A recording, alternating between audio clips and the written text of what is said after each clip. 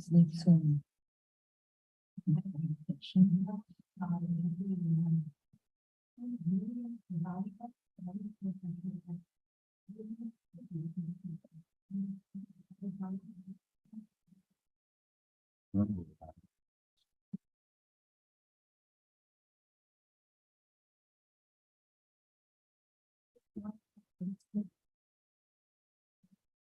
It's the.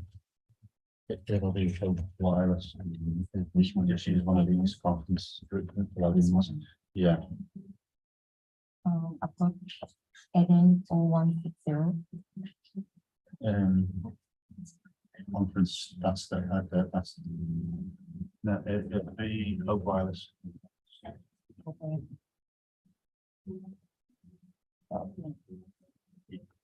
You just do connect, yeah, that's fine.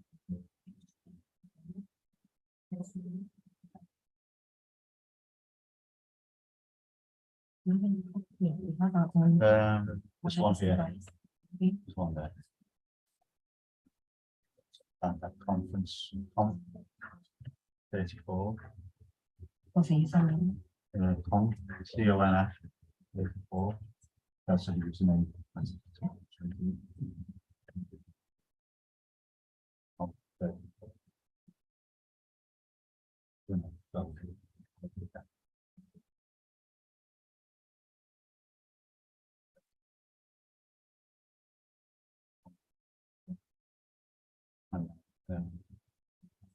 Fire, lowercase.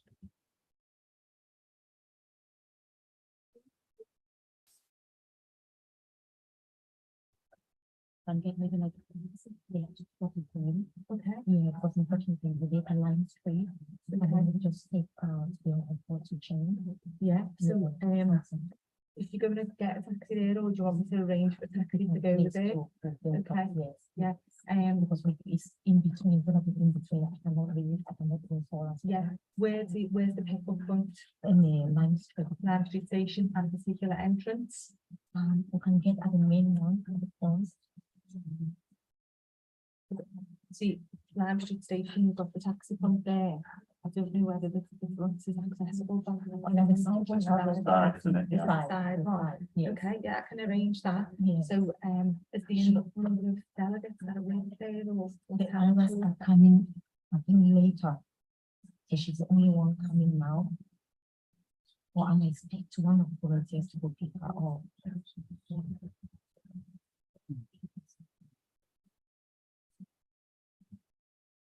It's okay, we have a wife, I'll bring it with them. I'll just use my phone. I'll use my phone for now.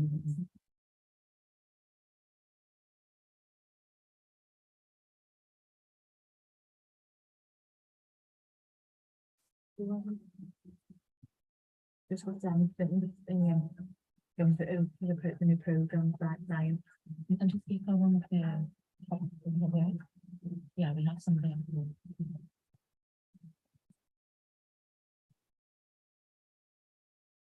So, 10:15, so. This is mine.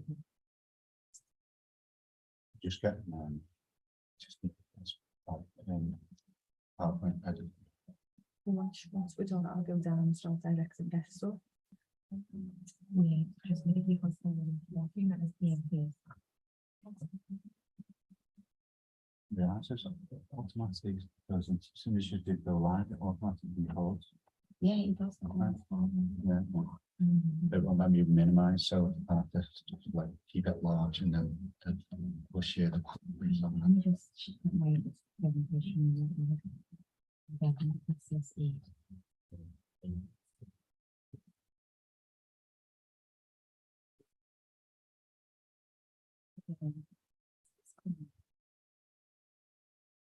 Nice, thank you. Oh, I have to second.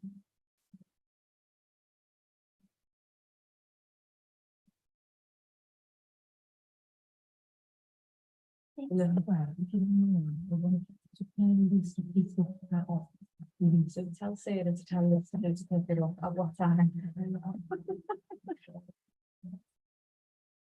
I think she needs to know, because she called us, we said, "Cool, so like 30 minutes, isn't it?"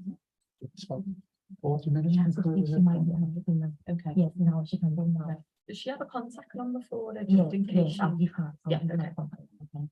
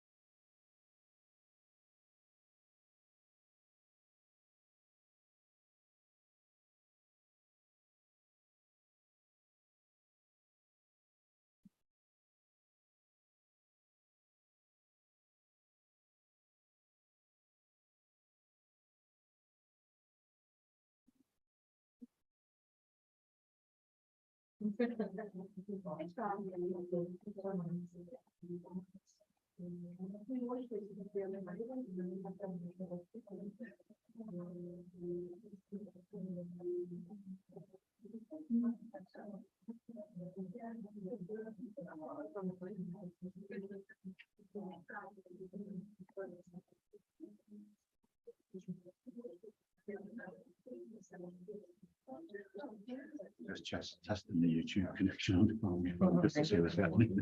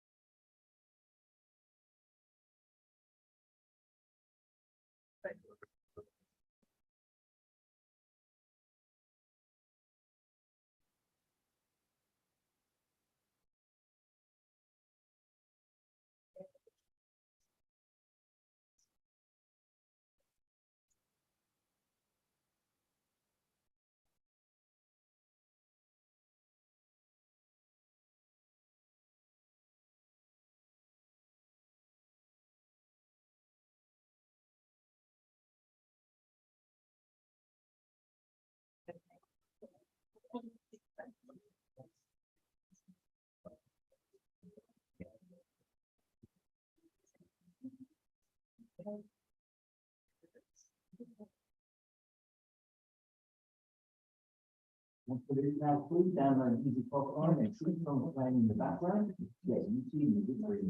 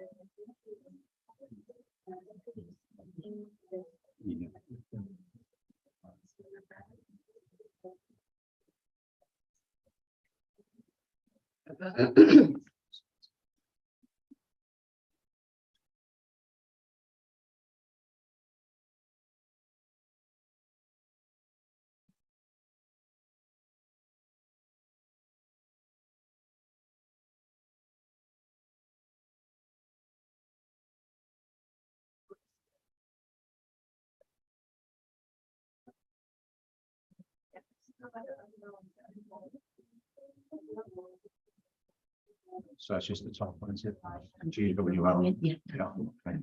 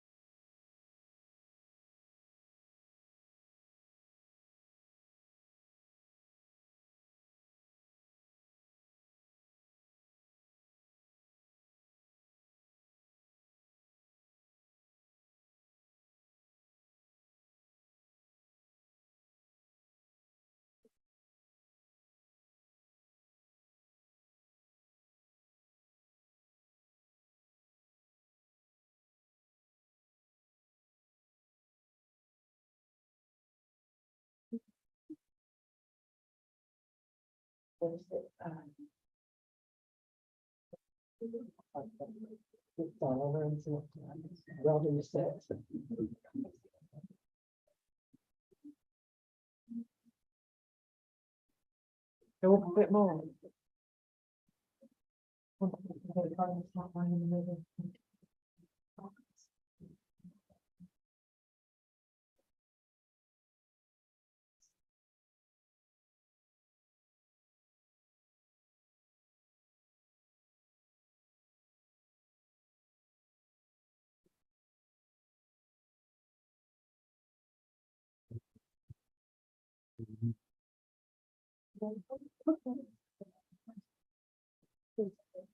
With lines in the middle.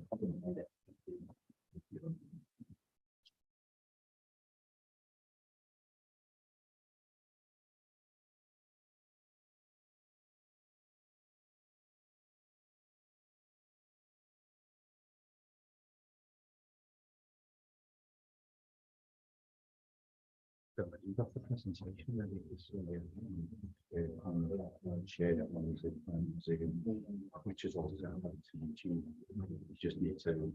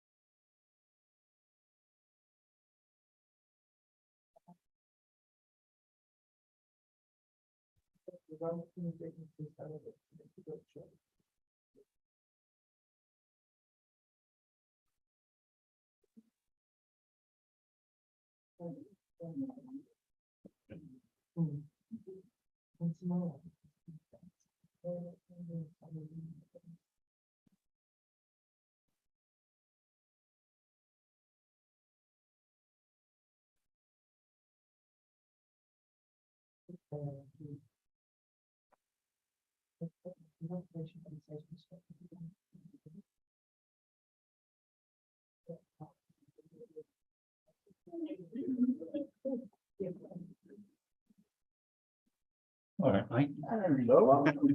That's you. You say no. I just been to the Global Women's Leadership Conference, as you can see, I call it that. It's been now, so losing. Yes. All right, fantastic. You running all that. Yeah. Well, I've done pack of bombs. Yeah.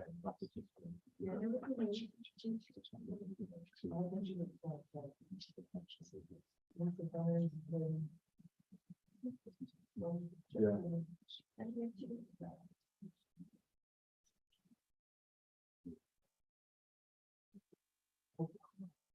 What's happening?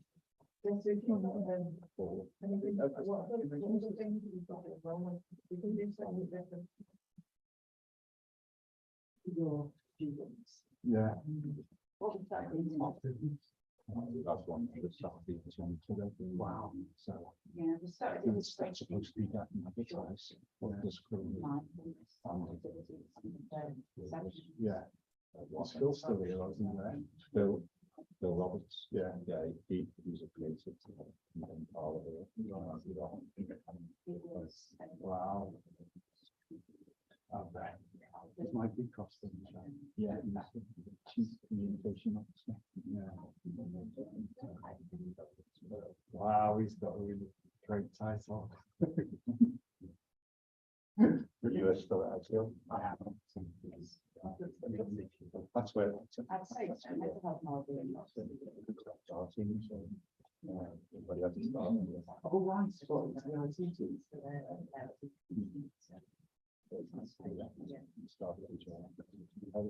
Yeah. Oh, right.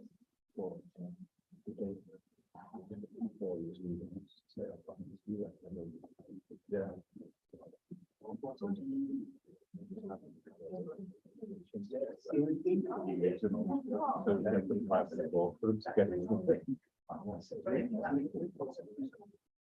No brain for him.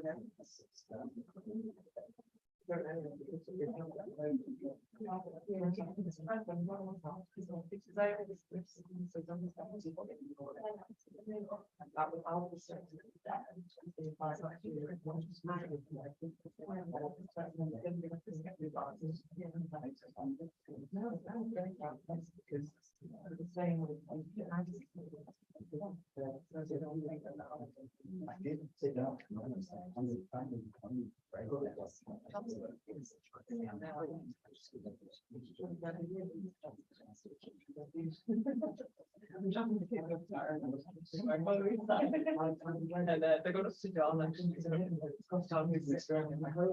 yeah.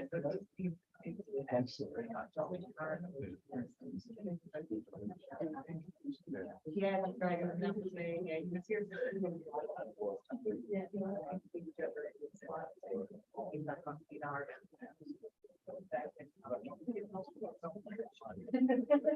I'm right there. Oh, I'm right there. There you are. But I've got research to open my own phone.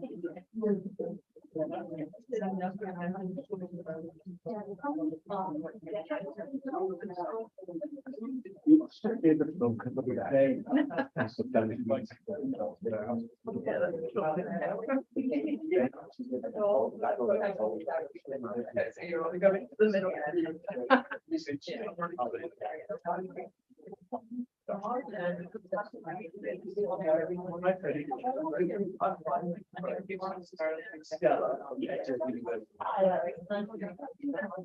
No, it's.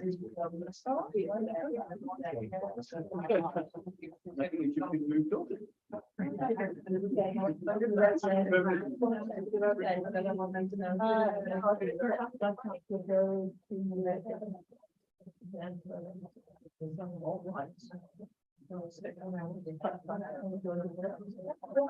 Yes, thank God. Well, yeah, I mean, I think.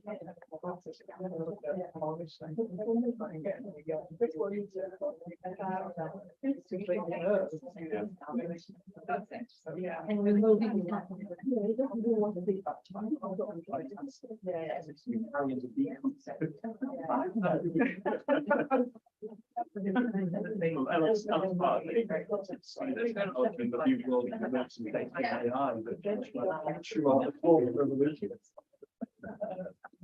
An important Yeah.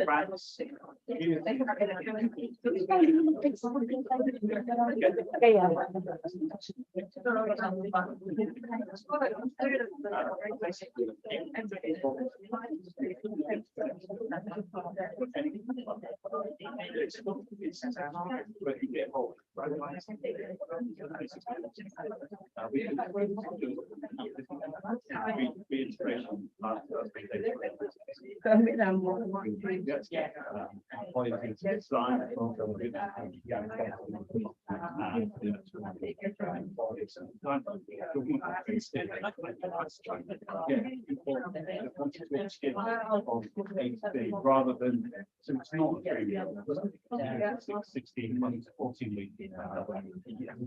So you have to, then you have to work on registration license. Changing the CPD, and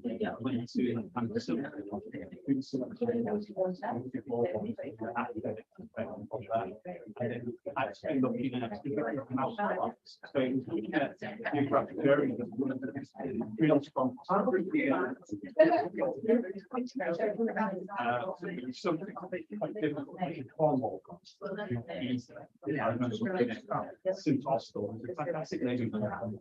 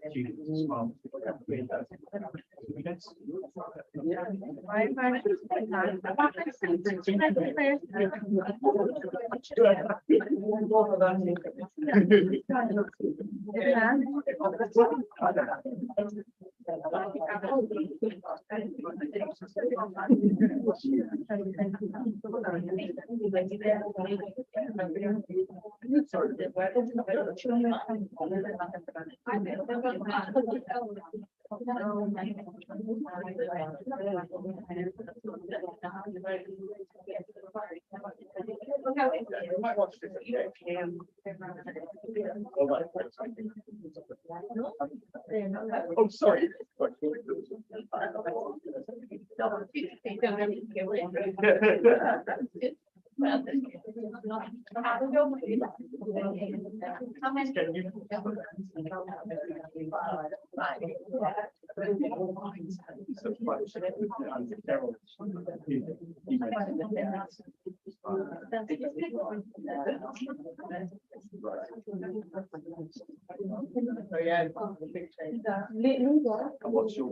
difference? Certainly a different way of working or out. Yeah.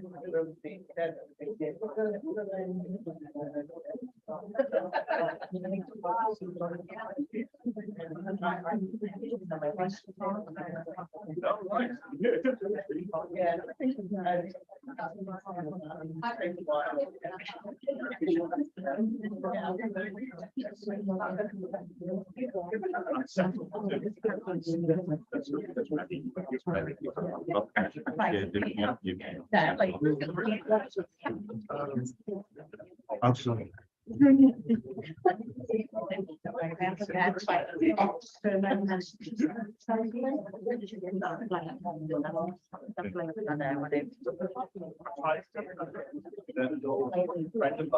Oh,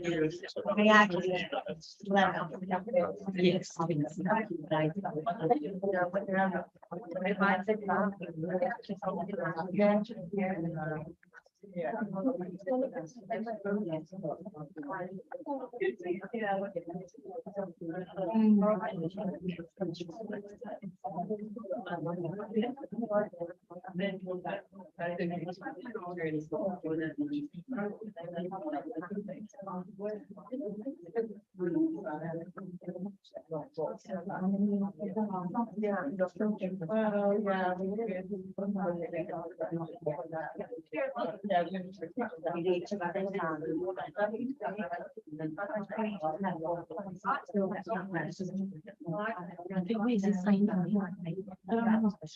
I need to put my one. Just share it with Oh, so then if I make it that. Let me just put some.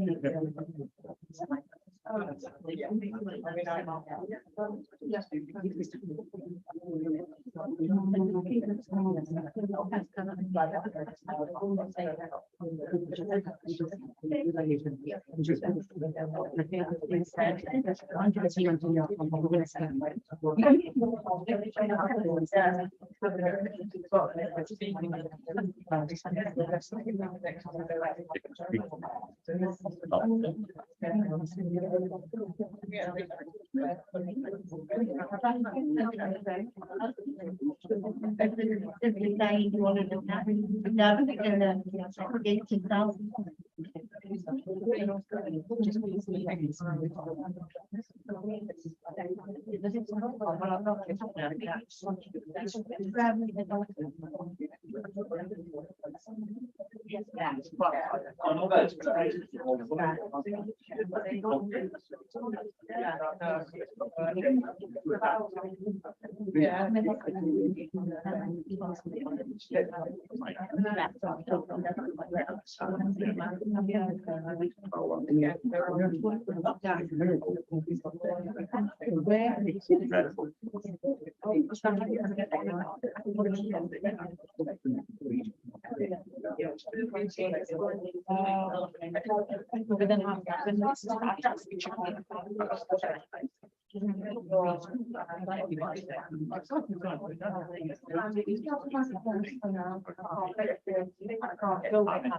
So all of them.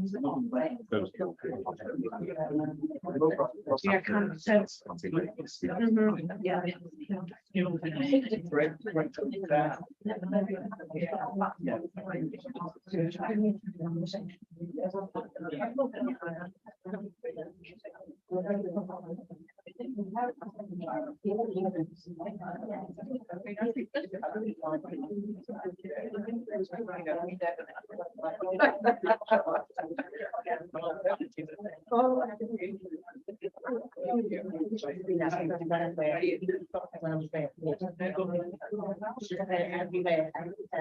I was thinking. I worked with Burnley Jackson. Do you remember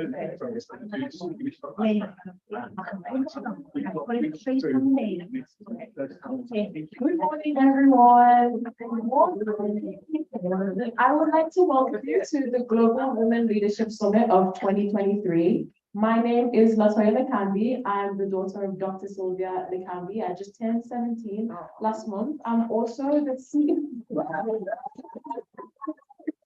I'm also the CEO and founder of Case Eye Skincare and Cosmetics, which maybe some of you have seen below in the exhibition space down below. And I'm the author of 4 books: Casey's Diary, Short Stories by Latoya Lekambi, Casey's Diary and Anderson Adventure, and the New Year Better Me Planner, which I just recently published at the start of this year. And this is one of the UK's biggest, most diverse leadership summits. And I would like to introduce you all, start off the day here. The theme this year is about female leadership and global impact. And to me, leadership is really important, specifically female leadership. It gives room for creation, innovation, inspiration, and motivation to other people, not just females, people in general, and it has an amazing impact on multiple people. I think especially as a young person, leadership is really important, as leadership leads the future. And as a young person, I do believe that we are the future. So it is our job to inspire our generation and be leaders. And I also do believe that everybody is born a leader. I do a lot of work with young children. I do confidence masterclasses, workshops. I also used to have a book club in lockdown for young children to help them with reading, writing. And a lot of my work is not only just because of my passion, for instance, my skincare, my cosmetics line, my writing, it's also to inspire a lot of young children, not only young girls, but young girls, young boys too, because I believe that when people see someone who is around the same age as you, you feel inspired, you feel driven to lead in your field, you feel driven to lead other people. So that's another reason why I think leadership is highly important. And I feel like women are very powerful. Of course, everybody has their own powers in different ways, but I feel like leadership is really, it's very important, especially in today's society, as you know, without leadership, we're lost. A lot of the leaders in the world are making not very good decisions. So events like these help give doctors, professors, entrepreneurs, young people, innovators a chance to connect with other leaders, to meet other people. So today we will be going through panel sessions, there will be tea and coffee breaks, there will be very inspirational speeches from a lot of speakers who are over there, as you can see here. And the Global Women Leadership Summit is, as it says over there, it's a global platform for female leaders, pioneers, visionaries, academics, and entrepreneurs to connect, share good practices, foster optimal organizational culture, and collaboration at all levels of leadership. So I'm just gonna give the mic over to my mom, and then we can finally begin. Thank you.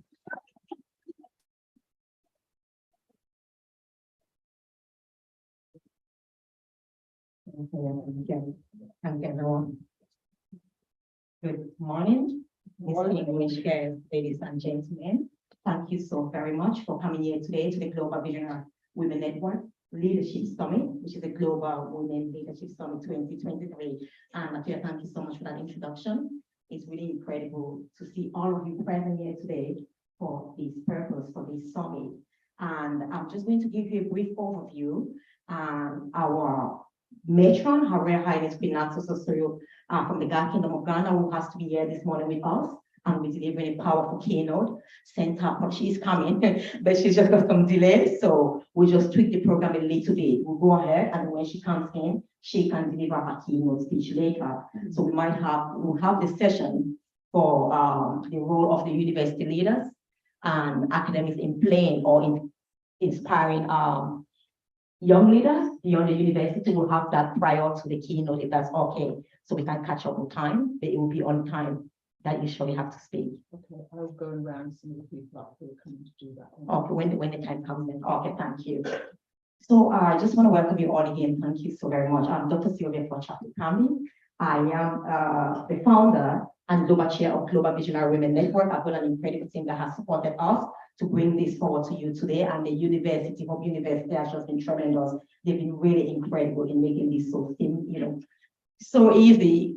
Tammy, thank you so very much. Dr. Penny, Dr. Craig Marsh, and we've got, if I start calling names, please, I'm gonna forget your names, but every single one. I just wanna start by thanking you so very, very much from the depth of my heart with my wonderful team, Sarah, and all the incredible ladies we work with. We just wanna thank you. It's because of you that we are gathered here today. It's because of the work you do behind the scene that this day can become possible. And I want to take this opportunity to thank you, all our sponsors, all our partners. We just want to thank you. Why are we having the Global Women Leadership Summit? Just to give you a brief overview, I'll be very brief, because I think after this, maybe I will just go into my talk at once, because I had to introduce Prima, and then we can actually go on as normal. Global Visionary Women Network, I'm also the founder of Voice of Nations, which is an organization that works to educate, empower, inspire, and transform the lives of young girls, women, and their families. I cannot use my slides, later. Women and their families, so they can become aware of their life and full potential and excel into leadership positions and gain financial independence. With this, we work with a lot of women from all walks of life, but specifically, we work with some of the most disadvantaged of society. To empower them, unlock their true potential, their full identity, so they can step out and live a truly fulfilling and purposeful life. And one of the things we realize, my background, for those who don't know, I am a medical professional. I used to work in the Royal Hospital as a hermatologist. So I've been in a completely different field. I've never been like in the community. Our conferences, all my colleagues here could tell you that it's really different, the academic world and all of that. We really don't go into personal development life and things like that. So when I started Voice of Nations, I went out, I saw that people really did not have, a lot of people had no confidence. Some were really highly gifted, but they did not actually recognize their gifts and their strengths.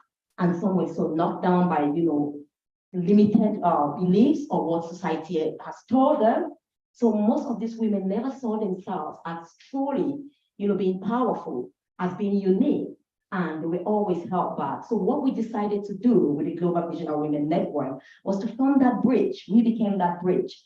Because of my background, I'm privileged to have some of those top connections as well. And I'm so privileged to be connected to even the, it's like I'm a friend to everyone. I just feel wherever I go, I just adapt. So they trust me. I mean, one of them, after working with them for about 2 years, is after 2 years, someone called me Dr. Sylvia. She said she never knew I was a doctor, just to tell you that, because we're just like that same level. I was just Sylvia to her.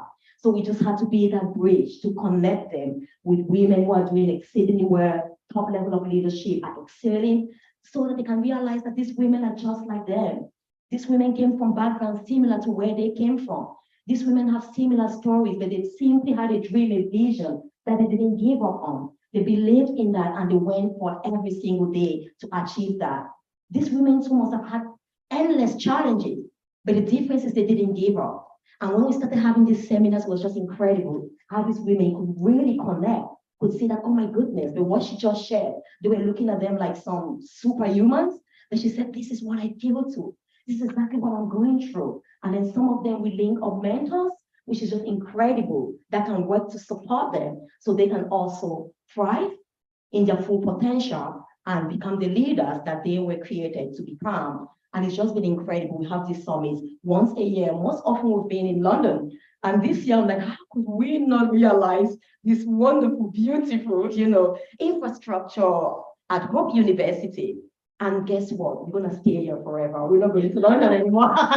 This will be the first of so many other great and incredible opportunities. So we can really serve the people of our city as well. Because often when we go to London, it's difficult for the people of Liverpool. A few of them we work with to follow us. And sometimes when we have funds or sponsors, we do support some of the transport to follow us. I think home is a place to be. And people from London are joining us. We have people from all over the country joining us today. And we want to appreciate and welcome you all. And that's it about the Global Visionary Women Network. If you want to join the standard membership, I think it's free for students also. We just want to support you. It's that network that unites visionary women from all walks of life and nation.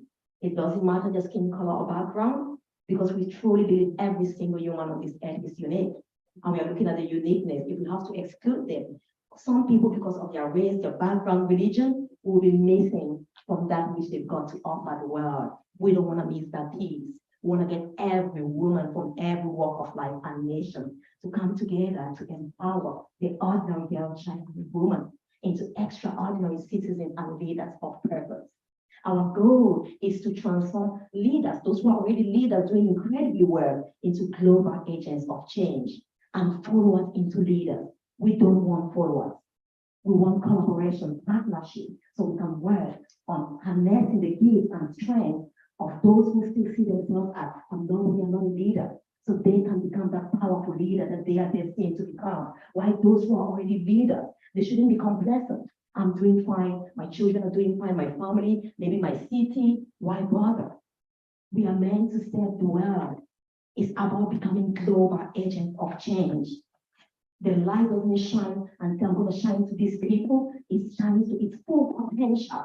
And as far as those rays can go, anyone working in those environments, working there, will benefit from those rays.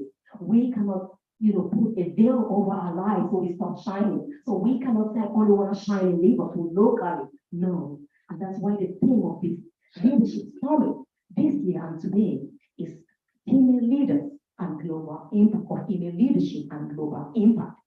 Let's come together, harness the power of women, harness the power of our allies as women. It's not excluding them, absolutely. Like I said, we cannot leave out anyone. I always say, after all, they are our fathers, our sons, our husbands. We cannot leave them out. So it's coming together, harnessing their gifts where they are incredibly gifted, strong, powerful, that we may not be gifted at. So we can really make a huge impact and difference in our world and make our world a better place. So I want to welcome you all today. It sounds so strange that I have to jump into my talk. I was going to just give you a brief overview. So I'm not sure if Dr. Penny wants to come just to give a break so you don't see me. Then I get into my talk later. Are you sure? I'll just ask her and I'm doing the talk. Please, Dan, can we take this banner up here? It's not supposed to be there. It's not really about me. Thank you. Natia, can we bring that banner there, please? Thank you. So, okay, I can, before they didn't want to interrupt, and now that I'm here, I can say yes, let's take it off, please. Let's bring the banner here. Thank you so much, Natia, please. Thank you. Great, thank you so much. It's streaming live on YouTube as well. We've got here on Zoom, but we are not letting people come in because it will be difficult to manage everything. We have a few speakers who join on one speaker who's joining from Zoom, all the way from Tanzania. So we have it there, but some people are watching on YouTube right now. You want me to do my job? colleagues who are coming, I'll go and see if I can find them. Awesome. You can talk first. Fantastic. We just go up there. Can we use the slides and use the Zoom at the same time? I know he was telling me that. Brian, yeah. We just need to know if we can use the slides, yeah.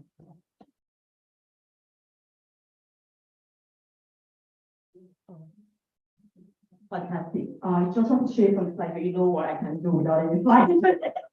I can do it on this, but I will use something here if I don't have a slide then.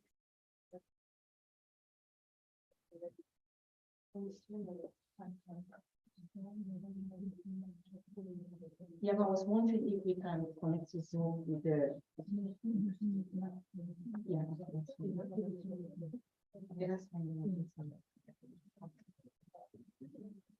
Already there. It's there already. Just try screen.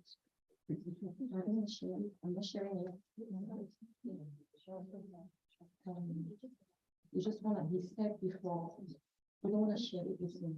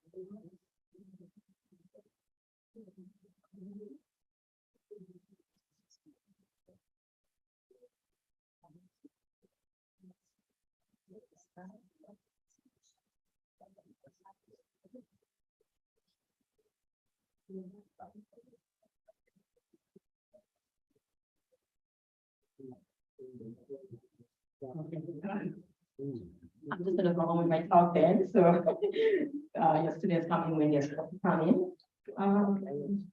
I don't like standing on one spot when I speak, so I'm sorry. I'm gonna go there. Yes, I can actually see the screen myself. Thank you. Great, and, like I said, right now, I'm supposed to introduce the Queen of the God Kingdom of Ghana, Queen Nak, but she's on her way. I'll just go on and do this talk to you. How many of us are transformational leaders in here? How many of us? I know. Awesome. Ooh. I know that's is. I know you are as well. Okay, I'm not speaking for people anyway. I can see some things. All right, but again, the fact that we don't put hands off, we cannot speak for all that, can we? Awesome. How many of us are leaders? Let me just pick up the transformational leaders. Oh, yeah. Okay, lovely. Great. Awesome. And when we talk of transformational leadership, what is it? What is it? Why unlock the transformational leader in you? I mean, it's a leadership summit. The theme is female leadership and global impact. Like I said, I work with a lot of people. I work with students at university as well. Sometimes giving some master classes with them. At the beginning, all of them say, I'm not a leader. But at the end of the session, they get to find out that they are leaders. And leadership, I mean, are leaders born or leaders are made or created? Are we born leaders? What do we say? Yeah, I love that. I had some of my seeds oranges, they've left them there, but don't worry. We'll go there, okay, can you just go on? We'll go there, I'll use it there. I have seeds on with me. I just want to give you this image. We'll come back there, just go to the seed. I want to give you this image in your mind already before I go on. When we talk of transformation, transformation is different from change. Transformation comes from inside out. Change can be external. I can change my clothes, I'm still the same beauty, I've never really changed. I could make up, become different, I've never really changed. When transformation takes place, there's birth, there's a new creation, something new comes out. It's never different. Some people say, I don't want to change. You are not changing. You are becoming all that you were created to become. This is an orange seed. An orange seed, in it is entrapped potentials to produce endless amount of orange trees and oranges. And the ones who produce one orange tree, the endless amount of oranges, which is the end product. When it becomes oranges, it's never really changed. It's transformed. There's been a change of form, expression, ego, which is leading to what is truly called or destined to become an orange fruit. By the fruits, they will be known. If I give you, which is what I did, unfortunately, we've left it there. I brought 3 seeds. If I just show you these seeds, we'll mix them up. There is a lemon seed there. There is an orange seed. There's a lime, a tangerine seed. Could you be able to distinguish? Perfectly. I have my fruit here. If I give you, I have an orange fruit here, a lime fruit, a lemon fruit, a tangerine fruit. How many of us will distinguish it? Immediately. We see the end from the beginning. But unfortunately, at that level of seed, we don't know. Even though we don't know if we take this seed and sow them, what is an orange seed there that we are not aware of? We only grow once nurtured and sown in a fertile ground, must only produce oranges. An orange seed can never produce mango. An orange seed can never transform into tangerine. Am I right? So though we may not be able to distinguish it, when we sow them in a fertile ground, the right environment, they are bound to produce after their coming. They are bound to become all what they were created to become.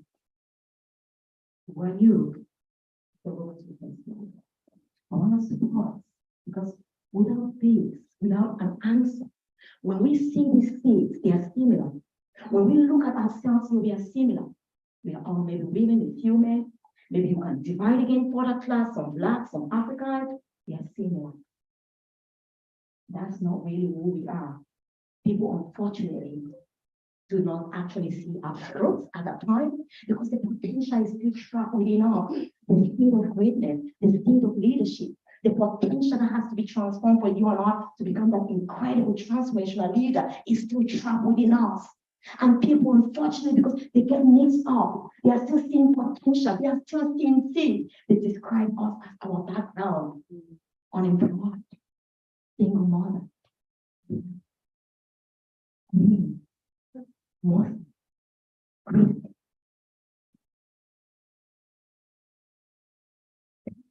No. If I gave you that orange and you took off a stick from that orange, you can say with confidence, am I right? This is an orange seed. Because I know I got it out of those oranges. But you just go to the next slide for me. I got it out of oranges. If I gave you one of these, how great, succulent, different functions, but they are all unique based on who they truly are. I don't think a lemon ever wants to be like a lemon or like a lime or mango or orange. No. It's just us humans that unfortunately want to be someone else sometimes. And because deep within, we don't know who we are. Deep within, they say, cry. They say, why? Yeah, I saw this session. What am I really? I'm walking around trying to, I use try. My daughter here, she would tell me my last one, I don't use try. Because I tell her, we don't use try. You're either doing it or you're not doing it. But I use try because you can never become another person. No matter how much we do or whatever we do to an orange seed, it can never become a lemon. We can say there's genetic modification. I'm not going to go there. So we can see there will be consequences. Then we have all of these things. We don't really know our identity anymore. So confused. So if we go back, if you knew for sure you came out from an orange, even if you got all the great professors in this beautiful university who got PhD in whatever it is, and they told you when you've taken that seed out of an orange fruit, that will become lemon. You have the confidence to speak out to a professor, even if you've never been to school. You know for sure, no prof, you're making a mistake. I know for sure that this seed came out from this orange and golden, and it can only be this use oranges, nothing more, nothing less. It doesn't matter how much you've studied. The same way, when maybe doctors, those professionals we see are so greater than us, unreachable, define you. You are this, you are dyslexic, you are that, what was Einstein? Name some of them in the world that were labeled, which are becoming dyslexic. Your uniqueness, what makes you different, sets you apart and makes you different. It doesn't make you disabled. You've got different abilities, different understanding. Those things are different. Even if I had an orange, it's one orange in the midst of 1 million oranges. No, not 1 million. One orange in the midst of 1 million lemons. We see it as different. Is it disabled? Because it cannot be orange. It cannot be bigger. Its size is limited. You don't know what I am. Me. And my fruit are lemons. You are orange. I appreciate you. You may be juicy, orange, bigger. I've got different bodies, different needs. When people benefit from me, they've got different vitamins, and they've seen the vitamin C. They've got different gifts from me that I give the world. Who are you? I wanted to ask you something quickly. I really don't use slides. You see my slide, they're low, but so the point is just to give that image, you captivate, go back to the warrior. Do you define yourself based on your background? Do you define yourself based on your financial status? Yeah, for some, you may have the higher status. Being a doctor does not make you any different. We are simply humans. We are all highly gifted.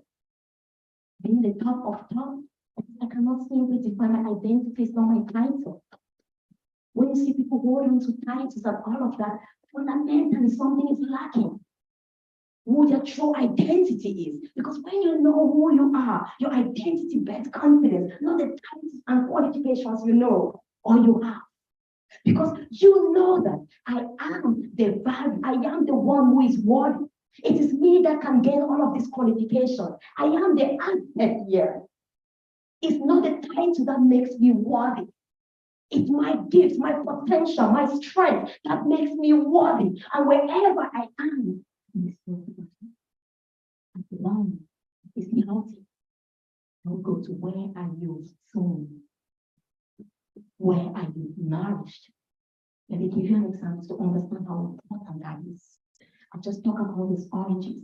Orange seed. If I keep an orange seed on this table for 30 years, what happens? Orange seed forever. A lemon seed, my fire flow, a lemon seed forever. Potential wasted. Even though we have the potential to become oranges, we have the potential to become great leaders. Some of you have the potential to become the next, I don't know, top champions in the world. But we are not sown and nurtured in the right environment. We have wasted potential trapped within our seeds. Wasted potential.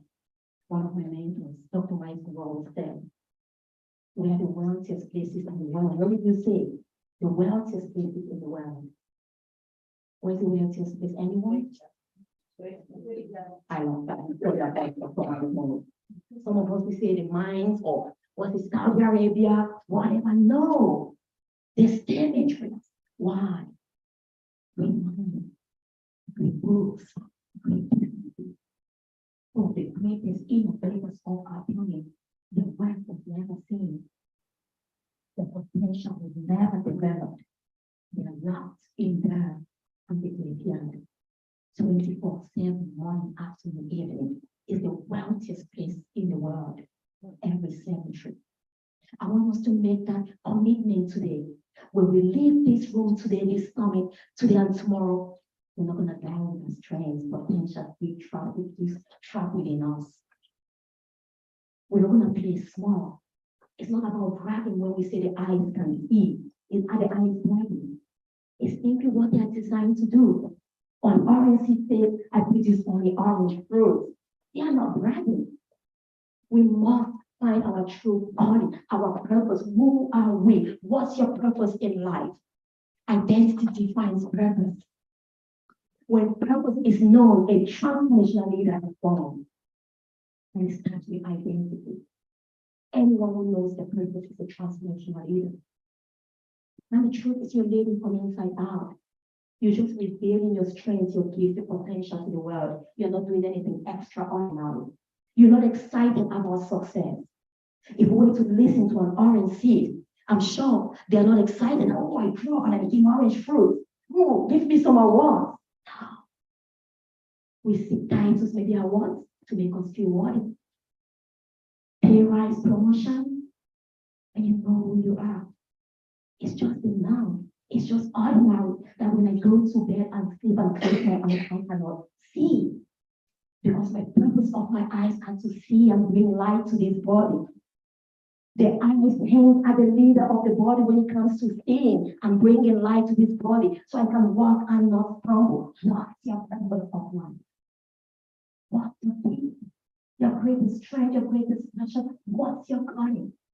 What's that one thing that this body needs you to lead it? Yes, are the eyes greater than the nose? Is my nose greater than my or more beautiful? Can I look different? Which is the most beautiful part of the body? Can we really say that? Not really. That's the thing. Why? Because the unique purposes. The eyes are wired and equipped with optical lens and everything they need to fulfill a unique mission and purpose. That's for seeing. My ears are wired differently. The eyes don't work when they see, it's just enough. If I don't see, then I'm useless, I'm not useful. When we are actually transformational leaders, it's a seven leader. There is nothing to brag. I am just seven. This is who I am. Our gifts are not for us to use, it's to serve others. When the beautiful oranges come up, the oranges don't eat themselves, do they? It's for us to benefit. Never say, I don't have enough. You don't even think in those terms. It's not for you. And that's why we focus a lot on vision. Just go ahead and this will be on the power of vision. Stay on that one. Because of I don't know, she's good. I'm not gonna watch. I'll be able to do the morning. I just want us to take a break. Just pause, just reflect. I want to speak deep into your soul. I don't just want to speak to your intellect. But when it comes to intellectual and intellectuals, we drive off from the norm, the most natural of our being. Strength. It's not by chance you're giving the strength. Like I say, the eyes are giving different strength for a unique purpose. The nose, different strengths for a unique purpose. The mind, feet and organ. What are your greatest strengths? Have you ever thought why you're giving the strength? Some of us have abandoned strength in pursuit of higher wages.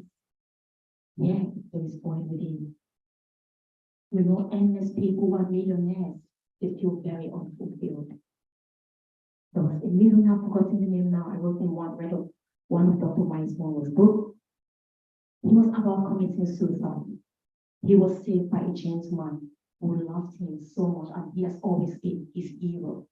He was a great leader according to the gentleman.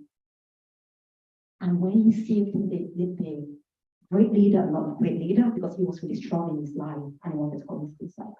He said, "Why did you save me? Why did you do this?" He said, "You're my greatest hero. I've always looked up to you. I want to become like you. I want to be as successful as you." He said, "No, son, I'm not successful. Don't be like me.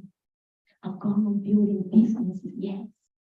And because of building this, I lose my true self, my identity. I don't even know who I am. I lost my family, my children. I'm a complete stranger to them. I am void, I'm empty. That's why I want to, just leave this earth. Yes, I have money coming in, but it doesn't bring me the fulfillment. I feel like I'm called for more. Don't be like me, son. Find what you are called to become. find who you are, and go and serve the world. Success is not what people, society, the world thinks about you. Success is simply becoming all that you were created to become. Success is becoming your true self, your true identity. And when you're that true self, true identity, an incredible transformational leader is born. Because you don't really just need to talk to people and teach them, they feel the presence. It's like you walk into this world, your lights don't speak. So you feel the presence, you experience life because the light is there. If we were to put off this light, the room will be dark. And that's why to be a transformational leader is a simple expression of your true self, your true God. You don't struggle. You don't struggle. And that's why I was so privileged. I got to find out my real calling. I'm not saying the medical field, it was for a purpose. I had to study and get those degrees for a purpose. To have the knowledge that I can serve people fully in the greater calling that I have now out of the medical career. But my medical knowledge is still there.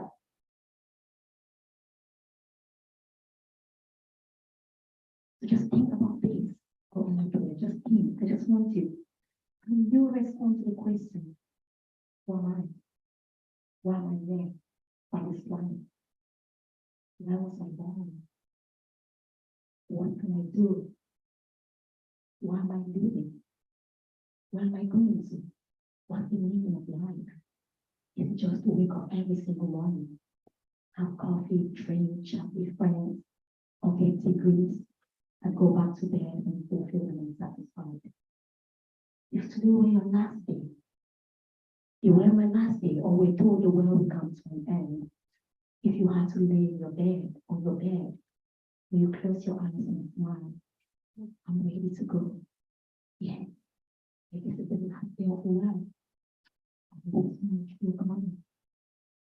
And what my true name have impacted my world, and with impact and transform lives. Will smile, nothing to regret, no waiting. What would you be like now? That's the one thing. This is what life is all about. Just run and feel fulfilled. This is what I was placed on this earth. Living without anything to show or prove or any sense of deep inner fulfillment or satisfaction. Just ask those questions. Just reflect on it. And again, it's not for you to be hard on yourself and judge yourself. It's not for any of us. It's to become aware of who we truly are. Mike Twain said there are two important days in our life. The day we were born. If we're never born, we'll not be here, we'll not have the privilege to be on this planet. And the day we find out why we are born, in other words, our purpose. The day we were born, we exist. We're not born to simply exist. A little child is just existing, having fun. The day we find out why, we live like fully, flawlessly, to the fullest, fulfilled and satisfied. And by simple nature of living life, we transform others. By simply shining the light, your light, you enable people not to fall and stumble or fall in darkness because you are present. You are not afraid to, I know some people usually ask me, how do you do when you work with some of those who are so depressed? No, don't you feel that void? And I said, no. It's not like I become them. I step with them and allow them to experience my light, my love. The light is not afraid of the dark room because the light knows darkness and light do not coexist. It's one or the other. When the light is present, there is no darkness. So the light cannot be afraid to always come in the dark room. That's its purpose. If you have the light, your full purpose is hidden in darkness. So you should not be afraid. If you have all of this, then maybe what we have is that job. You can still lead in your field, but you've got to stand out. Leadership goes beyond jobs. For some of you, you're a leader, you're a mother to nations. You cannot be a mother to your child and say that's the purpose. It's not my purpose to be a mother to 1 or 3 children. If I'm a mom, one person, she'll be a biological mom. She's a mother to nations. Vision was beyond. So I will leave you now with this, the power of vision. You don't know who you are. I've said all of this, just like we saw the orange seed, the end from the beginning. I want you to focus at the end. Look at the end. If I were to ask you, because too often we limit our vision based on where we are, based on who we are, like you're going. On who we are, we limit our vision. Maybe no one in my background has ever gone to school, or my parents are poor, and whatever it is, I might only dream so much. So I want you to come off all limitations. If you had no single challenge on this planet, if money was never your problem, your health is not your problem. You had everything you ever desired to live. If it's your relationship that is poor, you have the best relationship in the world. If it was money, you are a multi-billionaire. If it's your health, you are thriving and flourishing in optimal health and well-being. So in other words, what do I mean? You have nothing to worry about yourself. You have everything at your service. At your command, everything is given to you. Who do you see yourself becoming? Because we'll still wake up every day and live. I've got everything I ever dreamed of. And then no one ever limits you that because you come from this background, you cannot dream this big. No dream is unrealistic. I know we talk of smart goals, specific, and all of that, and then it's like realistic. It may be unrealistic to you, but it's not unrealistic to them. The only thing that's unrealistic is the timing. An orange seed cannot become an orange overnight. You cannot become a doctor overnight. You cannot become a professor. It's just the timing. Dream as far, as big, as much as you could see. So if you had everything in life, you had no limitation, and I woke up and asked you, you see what you become every single day. How do you want to live your life? What would you see? What would you see your life every single day when you wake up? How do you feel when you do that? How would you feel? It must be fulfilling, satisfaction. Anything short of that is not driven by purpose or vision. If it's because I want to be today, I can be this. We don't become who we are to prove anything to anybody. That's the only reason you live. That's why you live. That's why you were created. You cannot be any other thing. So just remember, whatever you dream is realistic. Whatever you dream of becoming is realistic. I'll just go on to something else. Go on. Awesome. Just go on. So that's what come of it. And I'll leave you with this story that you just think, because I want to end with the power of vision. That's myself now just talking about the power of vision, how powerful vision is. I'll just give you some simple definition of vision. Vision is about our ability to see beyond barriers, beyond physical barriers. When those barriers cannot be broken, vision sees beyond them. When they can be broken, vision is the ability to break down barriers. Vision is an internalized mental picture of the preferred future, the preferred life. Vision is an internalized mental picture of your life purpose, your life calling. You have an image in you, so every single day you wake up, that image of who you're called to be is pulling you forward. Vision actually begs motivation, because motivation is the purpose for doing something. The vision or the purpose of the eyes to see. The motivation why I open my eyes to see what's beginning to see. So you don't need to find some extrinsic motivation. It actually ignites and influences the drive, which is motivation within you to live life. Because that's the only reason you're living. That's the only reason you and I are alive. So what is that vision? And I want to tell you about this little girl, born in Cameroon, as Cameroon in fact. At the tender age of 7, the power of vision, this child saw herself as a medical professional. She knew she was going to study in Italy and settle in the United Kingdom.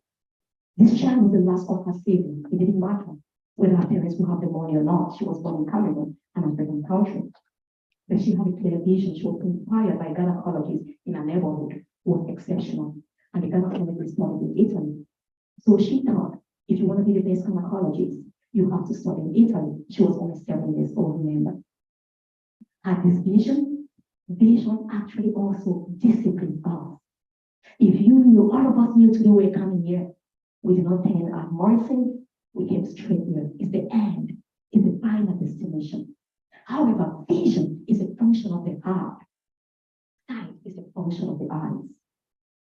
Your vision is not what you see. Your vision goes beyond sight.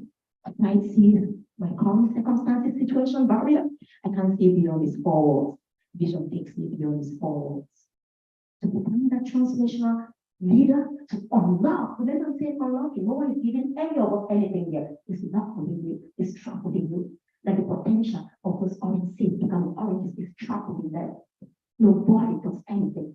They just allow you, maybe nurture, nourish you. I will tell some, maybe I'm a fertilizer. I just help people grow faster, you know. When you sow that, I'm not doing any work.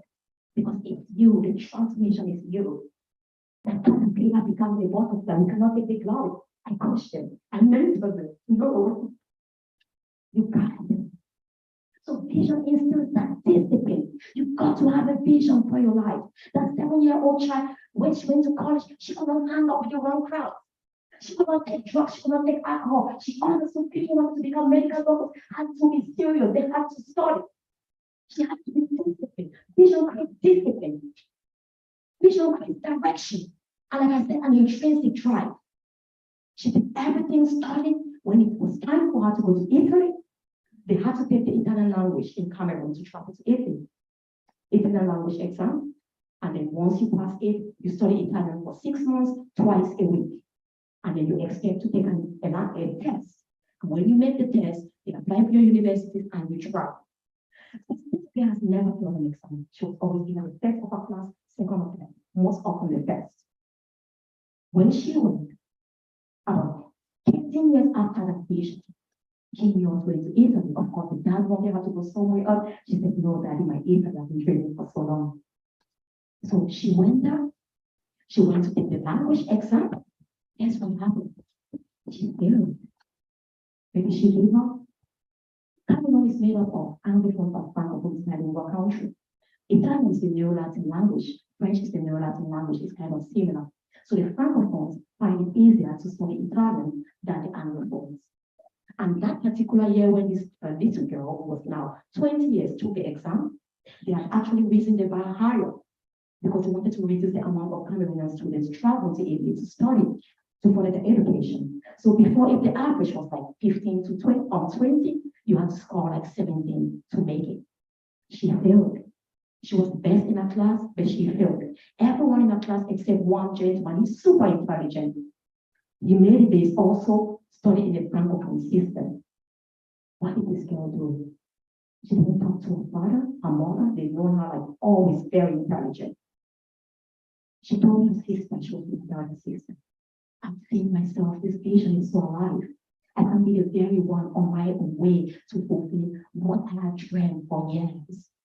And I'm going to call the ambassador, the Italian ambassador to Cameroon. I'm not going to call the embassy because they will stop me. There's a lot of bureaucracy. I'm going to find the telephone directory and call the ambassador's phone number, direct phone number to his phone, and give to the ambassador in Italian to give him the second chance. The sister was like, oh, you're not lucky. How can you do this? It's not possible. She told her sister, I'm not asking your permission. I'm just telling you what I'm going to do. She got the directory, got the telephone number. She dialed the Italian ambassador's phone in the evening. The little child was told, if you put a bill over the phone mouthpiece, your voice will sound louder. I don't know why she wanted to sound mature. She did that and spoke to the wife. The ambassador was not home. They spoke in Italian. The wife asked her, of course, why did you call? She explained everything. The wife said, but you speak Italian very well. She told the wife, yes, ma'am, that's why I'm asking for a second chance. By then, the examinations were only done in written parts, no oral exam. The ambassador's wife said, write a letter. My husband is not in. When he comes back, send it to the embassy. He will be expecting a letter. This young girl, she was 19 then.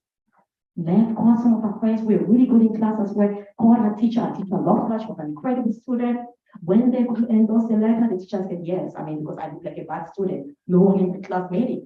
Endorsed the letter. She took it to the embassy. After 2 weeks of taking the letter, a national call was done in the entire world. Every single one wrote that exam. And because maybe a certain level, because the local people who failed, were given a second opportunity in the history of the nation to do an oral exam for a second chance. This girl got there, she made it, and she went to her UK. After that, because of the vision, she studied there. She looked for jobs in the UK. She only looked for jobs in the UK. She didn't bother. She's not British. She was Cameroonian, of course. She didn't look at skin color. No one told her that.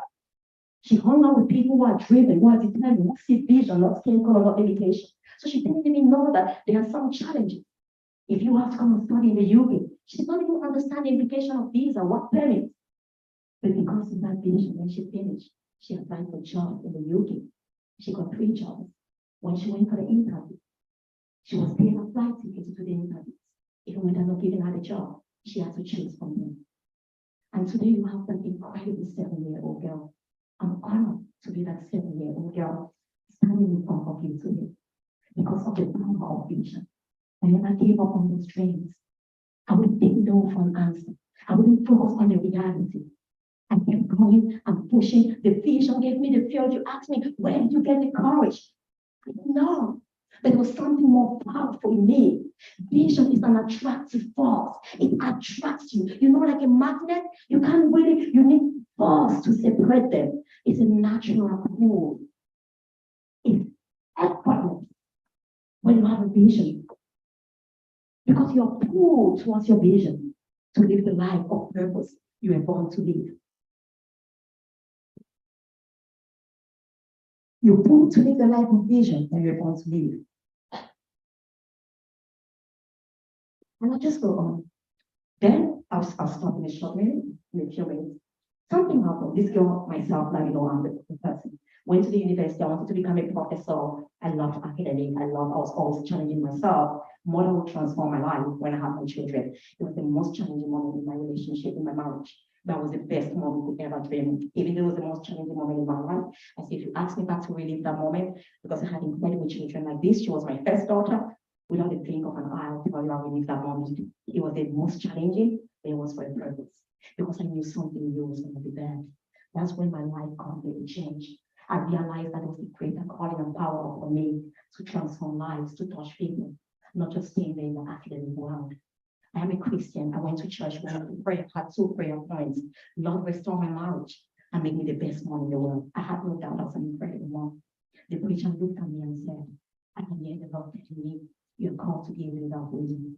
I'm a young man trying to put my own life together. I can't even get things balanced. But I knew deep down it was that same little girl who would stand and fight for those who couldn't fight for themselves. My vision still kept me alive. And after I had my second son who is there as well, the vision came so alive. That's when all of the organizations were born. I just had to make that decision. I just had to, different organizations, I prayed, I've got to guide me, but I felt a strong calling.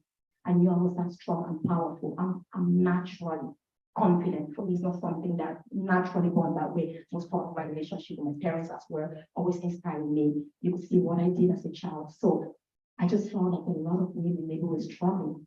Maybe that's why I had to go through those challenges. Because like I said, I don't have other stories. My life was from nursery school to PhD to a well-paid job. I mean, most of them I had scholarships. I had to go through some challenges in life. And I believe my marriage was what God had to use to challenge me the most, to break me, to humble me, to make me understand that you can have all the PhD, all what in the world. There are just some certain things that you don't rely on yourself. And that's what a transformational leader is all about. You must be humble. Humility. Your challenges, your mess becomes your message to the world. Because you are empowered. When you are broken, maybe if you're never broken, the light will not be able to penetrate you, to shine those dark places in your heart, to bring light into you in the darkest places of your life. And yet people say, fight your demons. You have no demons. Please, whether alive or dead, no, you're alive. But some of us don't realize it because we are so loved and we need to be a crack. We feel like we are broken. We feel like we are heartbroken. It's alive. We need to be illuminated. We need to uncover your purpose. We need to become aware of what is within you that maybe you don't like or need change. And that's what happened for me. And honestly, I look at my husband and I thank God for the great moments and thank God for those challenging moments. The greatness have shaped me into who I am today. Without those challenges, I don't think I would have been 1 million to who I am today. By that time, the scene, one day, But if you keep the vision alive, if you keep looking at the vision, that's what should be your drive, know where you are. It is the process. It may be challenging, but the reward is incredible if we get to that final destination. You will be at that point where now you're about to unlock that transformational leader in you. You feel broken, battered, whatever. It's so that you could truly reveal your full power and potential. What happens to the seed when we sow it? Does it sprout to become an orange fruit when it's grown? It works. Then it shows. When it's grown, you imagine you get the oranges. I've been in light all through. I don't like it under the ground. It's too dark. It's too lonely. Get me off the soil. You need to go sometimes in those dark places, in that soil, feel buried, feel alone. Aloneness is not loneliness. It's a moment to unlock your true power. And that's why I want to focus on the power of vision. One of the greatest transformational leaders of our time, Helen Keller. Blind, knew she was asked by an interviewer, what's the greatest tragedy in the world than being born blind? She looked and smiled. And the greatest tragedy is being born blind. It's being born blind. And being blind. And vision. The greatest tragedy is being born with eyes, but having no vision. She had no physical sight. She had a powerful vision. She did more work than some of us would ever do in a lifetime. She transformed countless lives. What's your vision? Without vision, there's no leader. You're stepping into the unknown for others, but your vision has shown you a better and ideal future, a preparing world.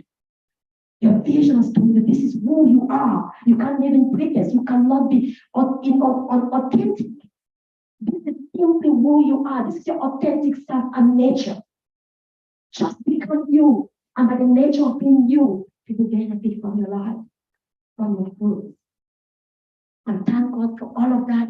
Just to end here, let's go. That's all the work that we've done. All of this have bear for. And within 7 months, I will never become an author. I believe that in the field of personal development, if I was still in the hospital. It's like there was that new vision and purpose and message. And I collaborate with some incredible women, and I just want to show my children. And I'm just really humble. It's not to show anything that I said, there is really nothing to brag. Nothing. Because my life actually inspires, my life underlined. Obviously, on my husband sometimes after life in you, when I speak in, there can be more darkness. But because of me, they are all authors. My last daughter, 5, she published, she's an author of 7 books, she's 8. She wrote her first book at 5. She's finding a passion. I did really nothing. I just guide them, of course, mentor them. But again, because they unlocked that passion, they have clear vision for their life. You see, my first daughter is not, it's just to tell us, and the truth is a true leader. It's a charity begins at home. It's not about charity though. If I cannot transform my own life, I can impact or transform any other person. I want us to live here today. Some of us have to break that. Not with a physical child, with our life purpose, dreams. We've been pregnant for so long. Just go on my way. We've been pregnant for so long. The moment of travail has come. The moment to give birth to that dream has come. I'm calling you as I leave you tonight. Are you ready to unlock who you truly are? Are you ready to give birth into the life in you? Are you ready and willing? I want to do it. Really sorry. We are all incredibly beautiful. What materialism? Just come back to me. So, I mean, you are just, that's who you are. That's who I am. You're a leader, you're a transformational leader. It's no chemistry. There's not so much to do. But you need to be in the right environment like we are here today. By all the incredible inspirational speakers you're listening to, they are nurturing the field of leadership of greatness enough. They're nurturing everything. They speak in schools, like she said. What they've done, honestly, my 15 years of leadership, I speak in schools. In 1 year, they've gone to schools, they've done what I've done in 15 years. Children can relate to them. When you speak, children see themselves in them. When I speak, they see maybe a doctor and others. I remember when last year during the Black History Month in the school, we spent the whole day there. My daughter, 5-year-old, when she was speaking, as she left, the head teacher came and told us one child in year 3 did not go out for break. They asked her what she was doing. I was writing my book. This thing told me that I can write a book at any age. That's a little girl. She inspired a 4-year-old boy, the youngest author in the world now to publish a book, just turned 5. He was 4. So my daughter heard us speak, they called us. And for us, it's not about us shining. The beauty is when we shine together. This light, as we're shining alone, and what happens, the light in this room is less. All of this light will bring in more light. Allowing other people to shine does not seem alive. As women, let's come together. We don't have to compete and always going to compete with 11, with a mango. Let's come together and shine in our full potential so we impact others. And calling New Year to be with you. I just want to thank you. Just find a light in you. If you need support, you need help. The incredible leaders in here. Mentors, we offer a lot of programs at our organization, the Global Women Leadership Summit, as well as the network to support mentor and nurture that seed of greatness and transformational leader in you. I wish you all an incredible morning, and you are inspired by some incredible speakers. Matron, the Queen from the Ghana State of Ghana, her wisdom is just incredible. She'll be speaking to us after the session with wonderful, which will be chaired by the wonderful Dr. Perry. And I just want to thank you all. If you leave here with one thing today, it's not to condemn or judge yourself. It's not to feel anything. It's to come to the realization that enough of being small, enough of being complacent. I'm ready now to go out and shine from unapologetically. Thank you so very much.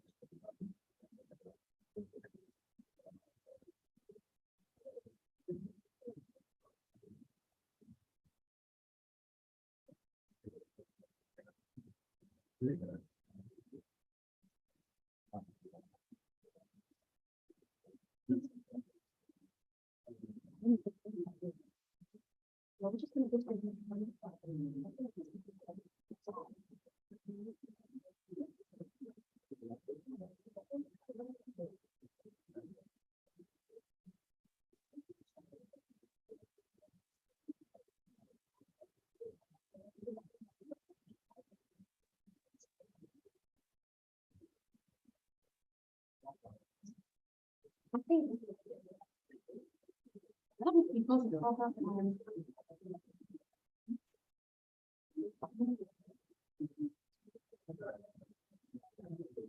Okay. I think what we're doing now, we just.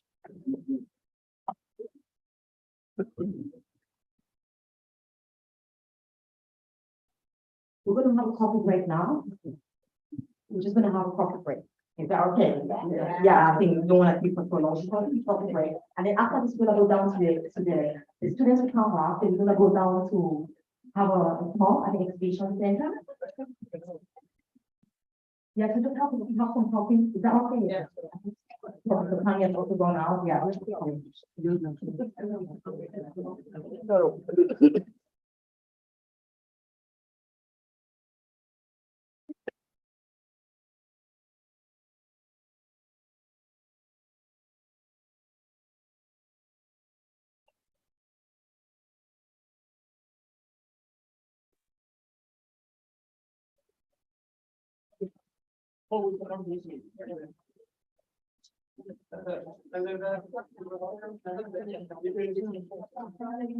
Zitokee tu pepo mnadai.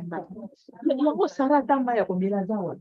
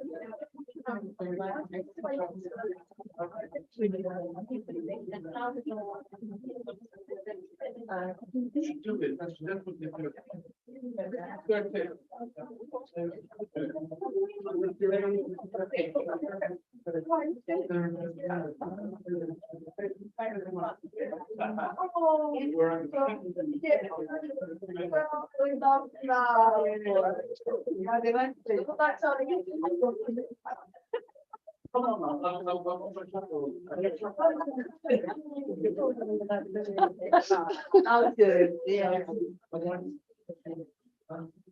It's given.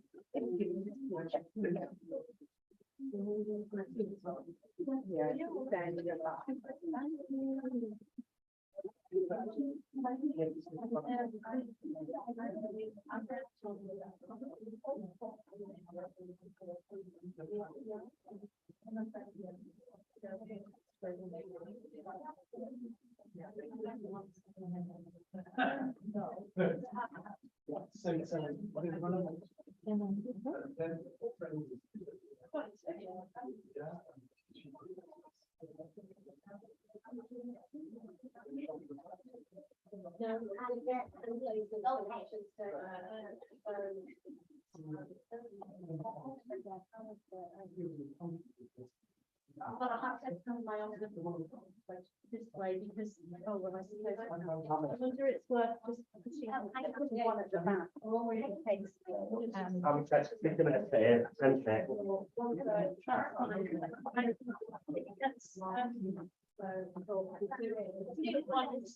of there, and then if we need to. I've got another to go outside, so. So let's bring that goes in.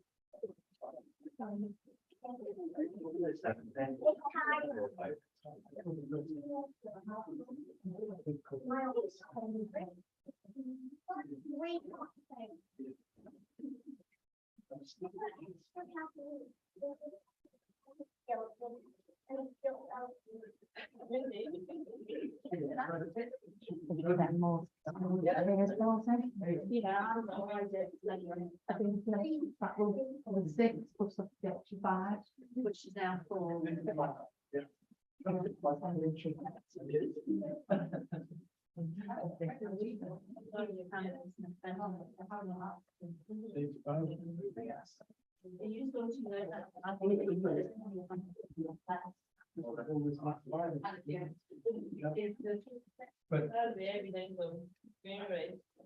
you have, now moved on to walking research. So,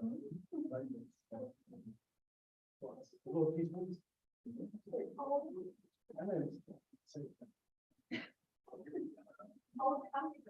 yes. I know you're a long way off the road. Oh, so she's old.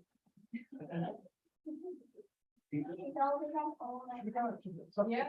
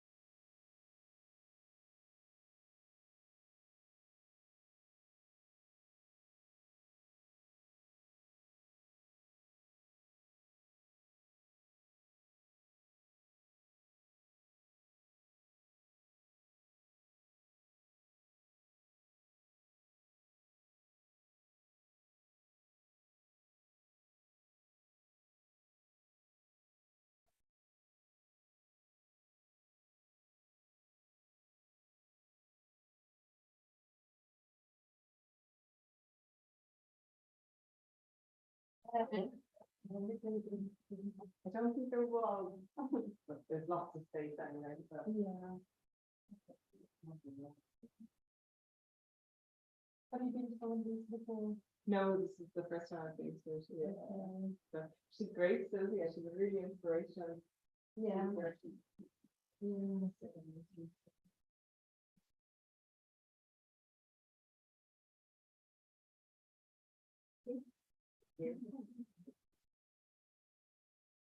Oh, You get a copy yourself? no, I don't know. Yeah. And I need to leave it one night, so I'm trying to sit, back in there and that's the sound. Probably best.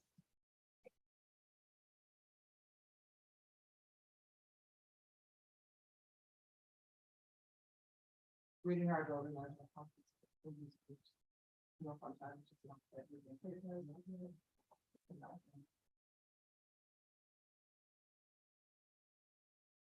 The followers to say she's doing, my idea coach teacher today, and she said to the students, sign up and come on, this session. Oh, right. But now she's just thinking, she's like, we can sign up to a bit that this is the email was on, oh, this is it, that it is. Oh, gosh. It's okay, I've got a version on. What's the students like? That's as long as you become. It's like that, you know, what you're saying, and ours, being juicy, yeah. Yeah, definitely, I'm not an Irish girl, I've gone on to, like, there's gooseberries.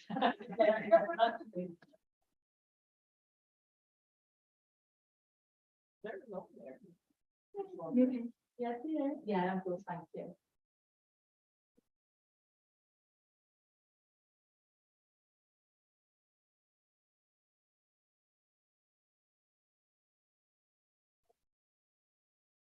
Oh, well, now come back.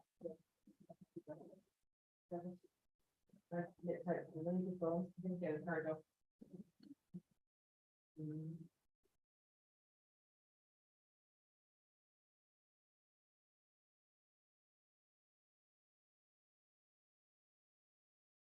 But then lunch. I don't think lunch is on the Asian is really nice. Yeah.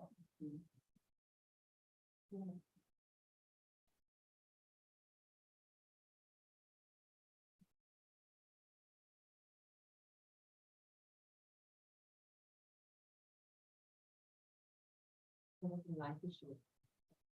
Business one. Yeah.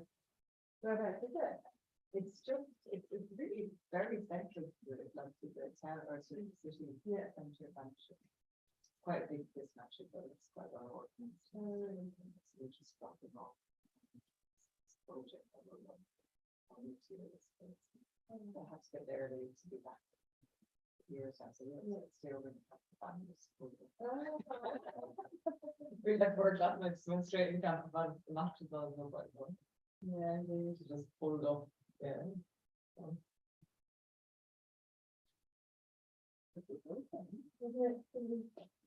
Five, one. What's that? The match 5-1, yeah. And it was really spread the goals and assists, so it was great to see some of the there. Did it all right, Tanya, lots of something that I think expected to win, but. Yeah, but we're right 1-1. I mean, it wasn't really covered anywhere. We're just getting updates from the BBC, but it wasn't covered. So we couldn't listen to it on there because that was the only way I could get Gary. I was going, we listen to the match in the car don't worry that I was there spending ages on all the different apps trying to find. But we go for that. We never can get tickets to it. Oh, right, but I can't speak. Hi, Wendy.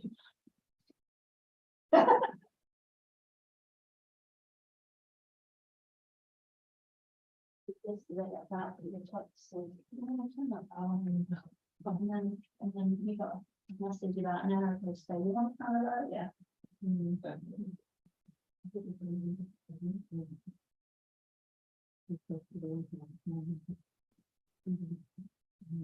No,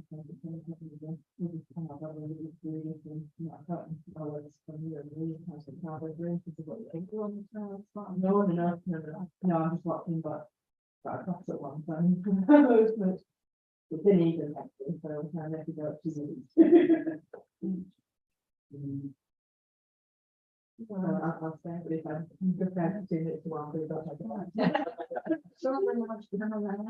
but very large, yeah. I caught up with Lee last week, but how are you? I did. Yeah, I'm just around that. Well, one street, and we can't find it with the sun, I'm just gonna go and find them.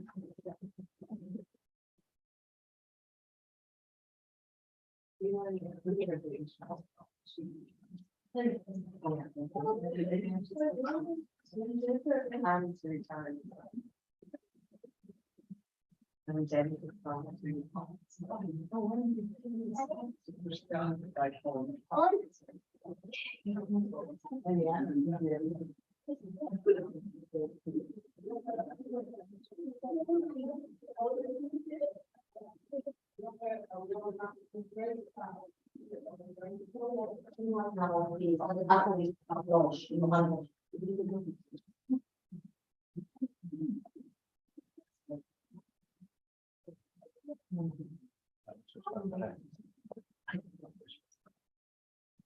Yes, this, I one people in the. It's just a station. Okay.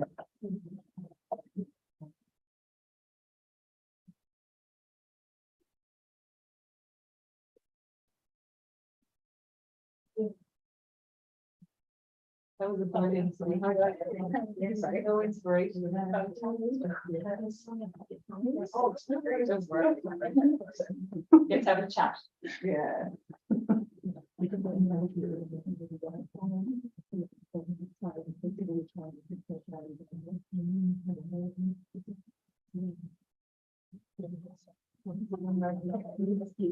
you.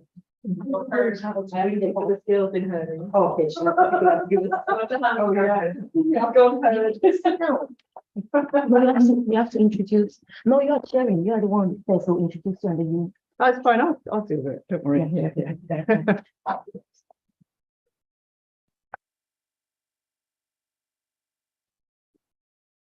You know.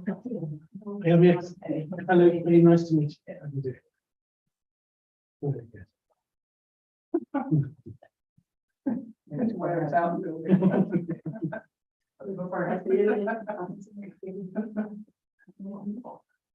I've got two supporters at the back. I know. Amazing. Why is So it? it's Annie and it's a bit. Annie's been back. So she's just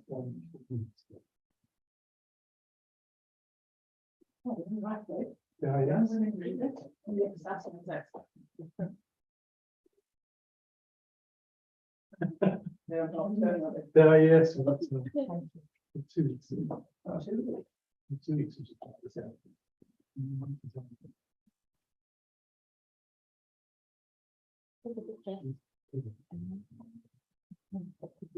So. For 3 days of fun focus. Keep going fine. That's not lovely.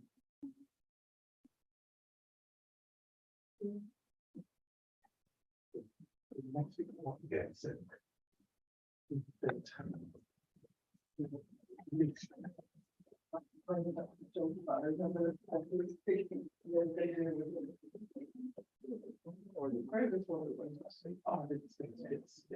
And they met.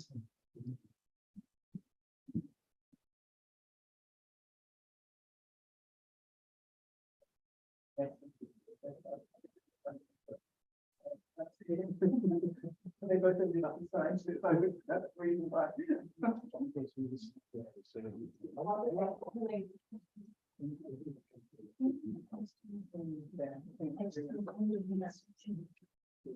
go higher. Yeah, and it's that sort of thing. They're not looking for it.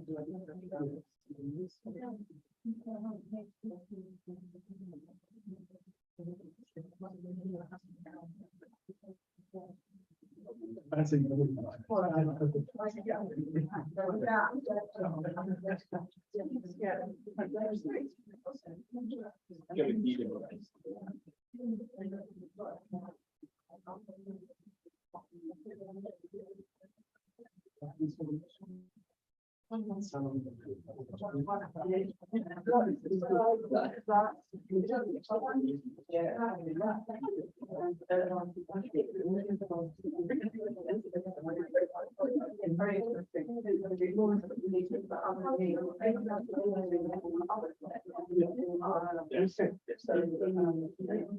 Originally, we didn't know about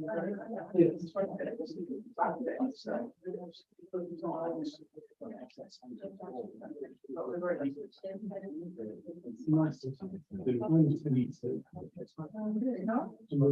Yes.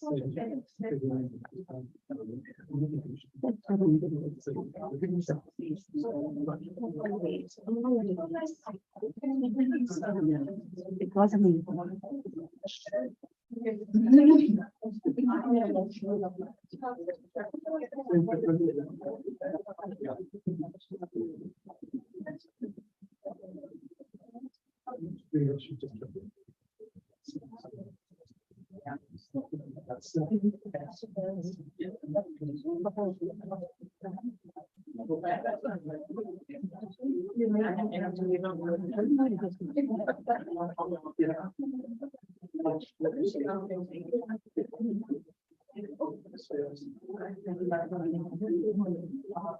Message.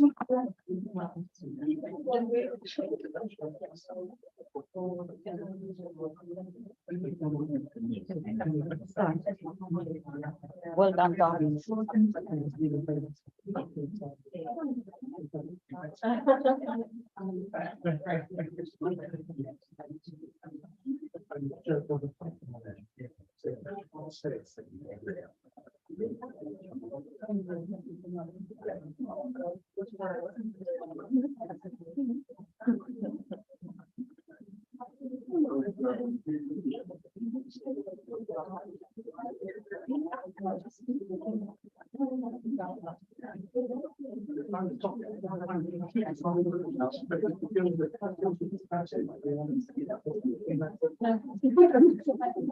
Yeah, so still feel we got it. It's not the panel. Is there anybody else?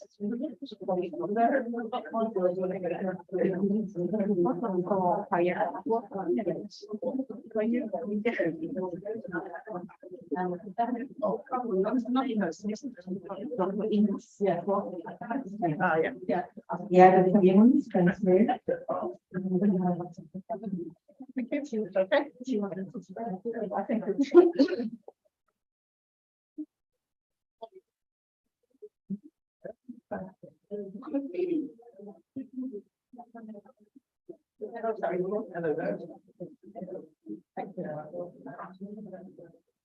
Oh, you have first start, so here or.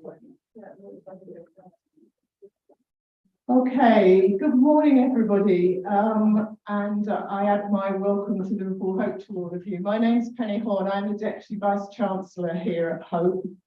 That gives me a really privileged position in leadership and being able to watch the lives of students and also staff and their progression through their careers and their development into leaders.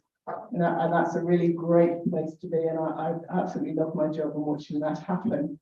I've got a very esteemed panel here with me. Some colleagues from Hope, some people who've been educated at Hope, some colleagues from other universities. So it's a really interesting panel we've got here, and I hope we have a really productive discussion this morning. I think the first thing I'd like to do is just tell you just a little bit about this university. So you're here at Liverpool Hope. Liverpool Hope has been in existence since 1844. And in 1844, there were only 4 universities in this country. None of them admitted women, none of them admitted Catholics. Really odd situation to be. And so when Liverpool Hope in its former existence came into being, one of the fundamental things that the founders wanted to do was to educate young women.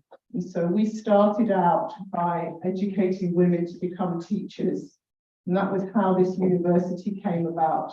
We've now been doing it for 180 years, so we're quite practiced at it. We still have a really strong female contingent of students here, so we're probably about 65% female students. We still train a lot of teachers, but we have a much wider portfolio of courses here too. So we're in a really exciting position, and we'll be able to set young women on their career progression and to see them move through their lives. And that's a really wonderful part of what we do. What we also have, of course, is a wonderful number of staff, many of whom are female. And one of the projects that I've been involved in over the last few years is running a Women in Leadership initiative here. And I have a great group of colleagues who've worked on how we might help and facilitate our female staff in moving through progression and reaching leadership status. But also, as Sylvia said earlier on, about helping young women recognise leadership where it's happening. So not assuming you have to be at the top of the institution to be a leader, and recognising where you might show leadership traits elsewhere. And some of my colleagues who are on that group are in the audience today, which is lovely to see. So we are today thinking about how we might, as leaders, help and facilitate our colleagues to move forward and to become leaders in their own right. As I say, I've got this very esteemed group of people here.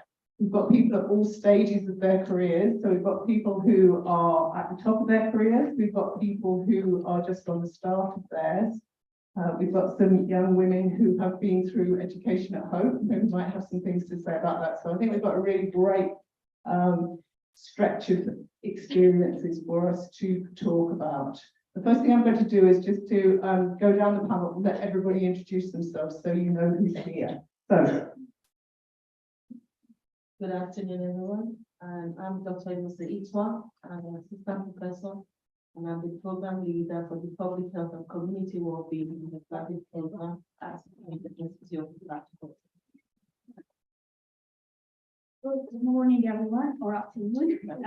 I'm Ella Pereira. I'm professor of computing at Chile University. I'm first in computer science department. I lead research in the island and some other things in the department. Very, very privileged to be here today.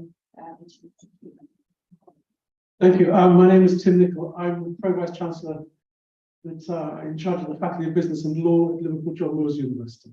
And it is great to be here as well. Hi, so I'm Charlotte Patlowski. I'm a student enrollment manager here at Liverpool Hope University, looking after all of the applications and enrollments of students. Hello, everyone. My name is Havana Kirumbalo, and I am one of the librarian assistants for the campuses on this camp in university. Oh, I don't know. Sorry, apologies. I am a librarian assistant for one of the campuses, so that is the Data campus near town. I am also a third year student, and I study fine art, and I'm also honoured to be here.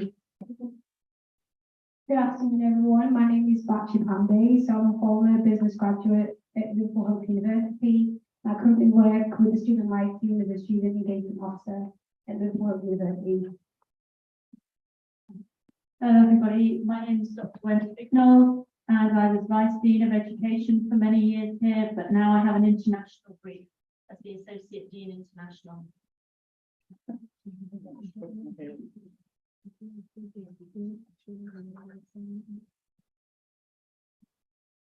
okay, so I'm going to try shouting to start with. Okay, so we've got a group of people here who are at various stages in their career, and I know that they've all got great experiences in terms of supporting women in their leadership journeys. I'm going to start with Tim. I'm going to ask Tim about what he thinks we can do as senior leaders to facilitate our more junior staff to develop leadership skills, and particularly female staff to do that. Thank you. Thanks very much. I think, the first thing is to understand where you are as a university. And I think there's an importance in recognizing just what senior teams look like, just look what career routes look like. understanding those routes of progression, and also engaging to understand the barriers that exist. And I think there are a number of ways in which we've certainly been doing that with John Moores, but if I just take my own faculty.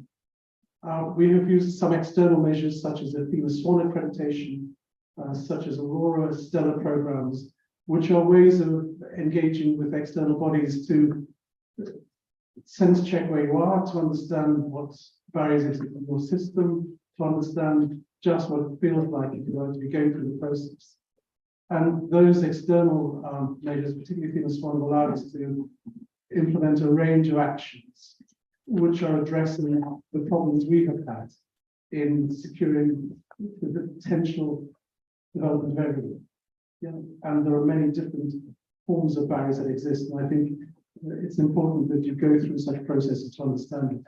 What it's resulted in is a very open discussion around those barriers, but also the enablers that we have to then build in, and that's more important than just recognizing the barriers. Many of those enablers are around, first of all, recruitment practices to ensure that you write the job adverts in the proper way. You don't always just look outside, you also look for internal ways of progressing people. And we've used particular techniques of delaying making an appointment to allow people to act up into a role so they get that experience. So that when we do go, we have to go externally for many posts, they at least can compete on the basis of experience. And that's probably been really valuable. And I've seen particularly, it's been a way of ensuring that all staff get the kind of experiences they need. And we do this both in law and both in business as well. Very successful.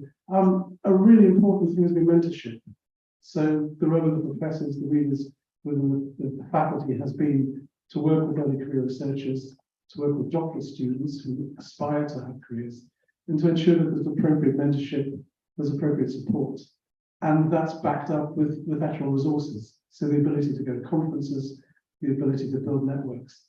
And I think much of it is around creating social networks for individuals who will support them through their career. And we've been particularly successful in getting people through readership, through professorial conferment internally, as a result of that kind of one-to-one, if you like, mentorship that exists between senior academics and more junior academics. I'll stop there because there's lots to say. Absolutely, thanks, Tim. I think let's just stick with university staff for a moment and just think about what else university staff need to do in terms to further their degree and their careers and what that might mean for women. I'm quite interested, I'm going to ask Ella, because I know you have something about this, about how we facilitate female academic staff to be able to be part of the business community. How do we help them to make those links, to form networks, to be able to extend their reach out into the, if you like, the real world beyond university? Do you think there are ways that we can do that very successfully? What's the answer to that conundrum? I don't think I have an answer. What we've been doing in our department, very much. Sorry, is it better now? Yes. What we've been doing in our department, very similar to what Tim described, we have used a FEMA SWAN framework to guide us in terms of understanding where the problems are and how we can support our junior staff to have those opportunities to progress or engage with external communities. As we all know, academics multitask all the time. We have responsibilities again in front of our students who are able to deliver student satisfaction, excellent teaching, excellent research, engagement with external entities. We need to create time for junior staff or mid-career staff to be able to deliver on all fronts. Working with external entities is from a way of getting them into networks, getting them to be known externally, and that helps them to progress in their career. So creating time for them and supporting these training opportunities, that's what we've been doing. Thank you, that's really interesting. Wendy, I'm going to come to you and just ask you a little bit about that bridge between staff and students and how we maybe help our female students to think about their careers and their progression into leadership as female academics? I think there are two strands, aren't there? There are things that we do formally and then things that we do informally. I think there is a very important role there for academics, but I think also there's a very important role there for other staff and other members of the university community. And so I think for me, one of the things that I always strive to do is to provide part-time employment opportunities, kind of project activity for our students to do, so that they can gain experience of work, they can gain experience of working in a university. And so when they graduate, they're able to step up and take some of those opportunities that we can offer to them.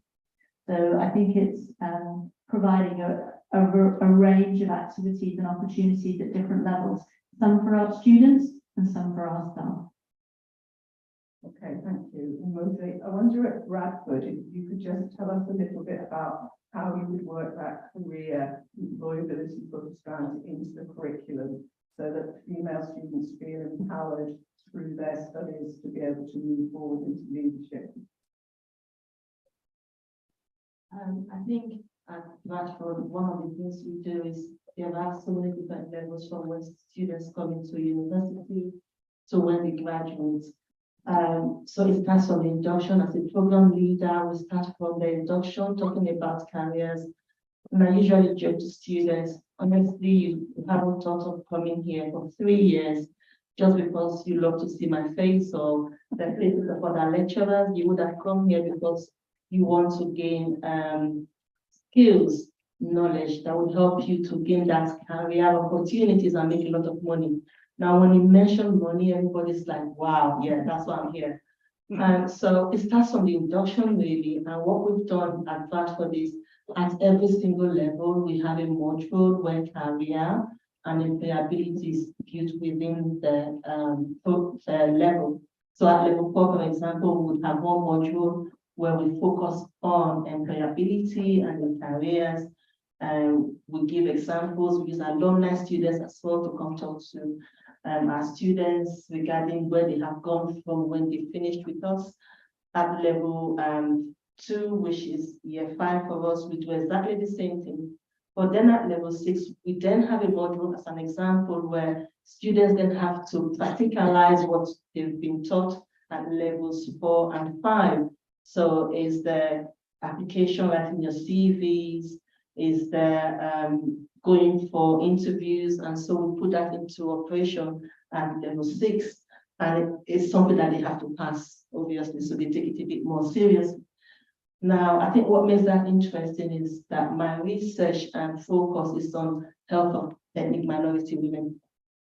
So I tend to use my own life and lived examples when I'm talking to students, right from the induction through to when I teach up to level 6. And I think women have a lot to give. There are some of the things we have to give, it cannot even be taught. So what I say to people is, I remember my first job was actually, believe it or not, was here. My first academic job at higher education level was right here at the Liverpool Hope University. It was at the time I had just come out from, do I have time to give a little bit of, yeah, very quickly. Yeah, so it was at the time where I had just come out of 3 years of not having a job, of being a full-time housewife. And so one of the questions was, what's your experience? And I said, I used all my admin skills at home, running the home, and my children, and I put it down in writing. So during my interview, I was told, that was really, really funny, but you hit the nail on the head. So I think as females, we have that potential. Whatever you're doing is an opportunity for you to advance your career. So don't shy away from it, whether that's at home, at work, even in the community. Thank you. I think that's really great. And I'm going to move on from there. You've given me a really good segue into what I wanted to ask next. So I'm going to move to Charlotte. Charlotte, I think, has a really interesting story to tell everybody about her career progression And I think a real insight into that idea of what else is important as a woman in terms of taking you through your career. So I'm just going to ask you to tell your story, Charlotte. Yeah. It's really interesting. Thank you. So what I really wanted to touch on is that idea of female leadership, empowering female leadership, and also when you're a young woman, so growing up, I had a stay-at-home mom, a father who did all the work, and it wasn't until I came to university that I really saw women in authority positions and women in leadership. I studied at this university, and then when you are going through university and you're surrounded by women, heads of departments, dean of students, you start to envisage yourself in those positions and in that growth trajectory. That's something as a mother, a young mother, I'm really keen to show my daughter, to inspire her to see me in my career progression and to follow that path in whatever that may be that she wants to do.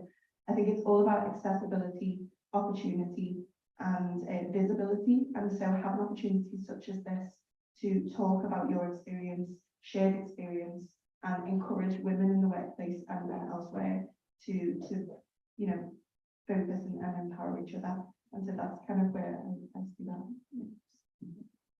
Now, I think that idea of motherhood is something which has rippled through an awful lot of conversations that we've had, and actually how being a mother empowers you, and that is leadership in its own right, and how we use that in our careers to empower us and to help us be more empathetic and to understand lots of different kinds of skills. I think that's a really, really important part of how you are as a female leader. I'm going to go to Bachi. Bachi is one of our students. She also works for us, but as she's explained to you, I'd really like to know, Bachi, in your experiences at university, what is it that made you feel that you were able to move forward and take up the leadership role? Tell us about the things that really inspired you. Actually, for me, within this, there was a great mentorship program. So we were able to ask questions and seek advice from experienced professionals, which enabled us to look at different career paths and gain experience through our mentorship. And for me, I thought, why would I look elsewhere when the university provides and fosters these characteristics I'm looking for within an institution?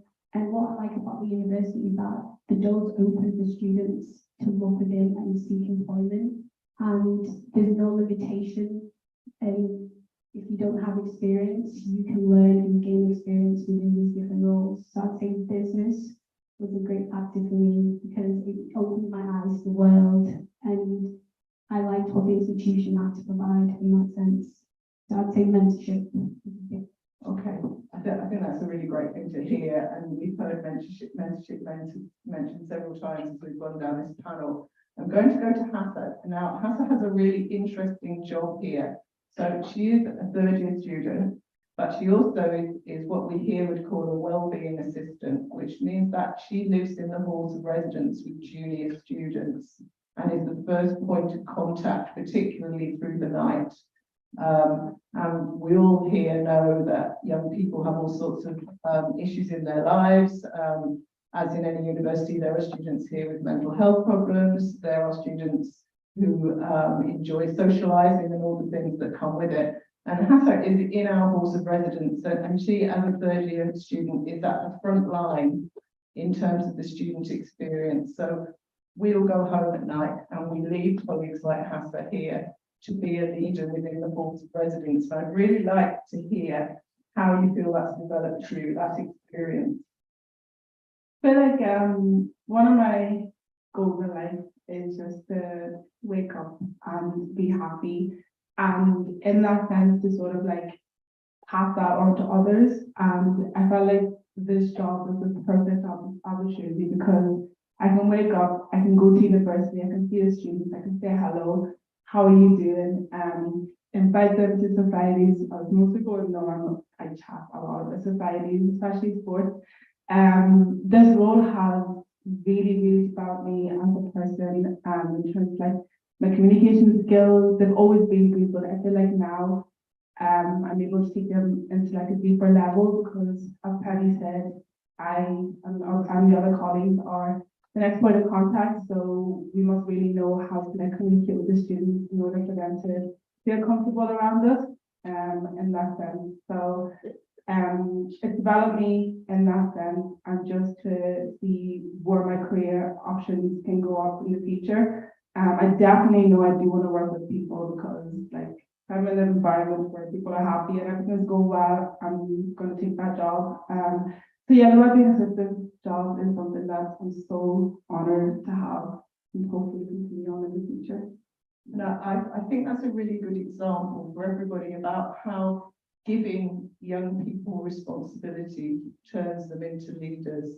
I mean, you know, Hannah's in the third year of her degree. She's confident to sit here and talk to a big audience of people who are all much older than her and probably much more experienced. But as a leader, she's developing through the work that she's doing at the university. I think it's really inspirational. I wish there are 10 of them who do these roles. I wish you could meet them all. They're fantastic.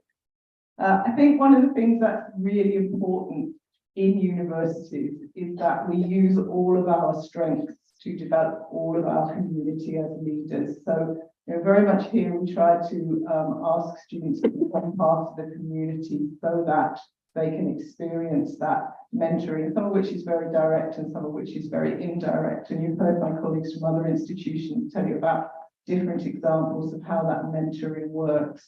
So we need to be inspirational leaders to inspire those that are coming behind us. I'm going to ask Tim if he thinks there are other things that we should be doing. If we had a bottomless budget, what else could we do to inspire young women to move forward? I think, can I just come back on the point of social capital that I was talking about before? And part of it is about recognizing that people don't come to university from the same backgrounds, the same experience, the same understanding. And I think the most empowering thing we can do as agents for social change is to start to try and level the playing field through those education processes. And it's not just about providing a fantastic education experience which will allow every student to compete in the marketplace based on knowledge, but it's about the attributes and behaviors we also develop within our students. And that's about the experiences they go through. So the bottomless pit, if I had it, would be about the connection with the outside world that's been brought in, so that we can identify role models, we can identify experiences in the workplace through internship, through placements. We can run through our courses, we run business clinics and law clinics, which bring our students into contact with business consultants, with solicitors, with real clients. All of these are bound by the amount of cash we have. But the most important thing, I think, is to provide opportunities for people to see the other worlds that exist beyond the experience they've already had. And that requires us to get people out of the university, get them overseas, get them working with international students, get them in different circumstances, perhaps make them feel uncomfortable sometimes, but it's showing them the other.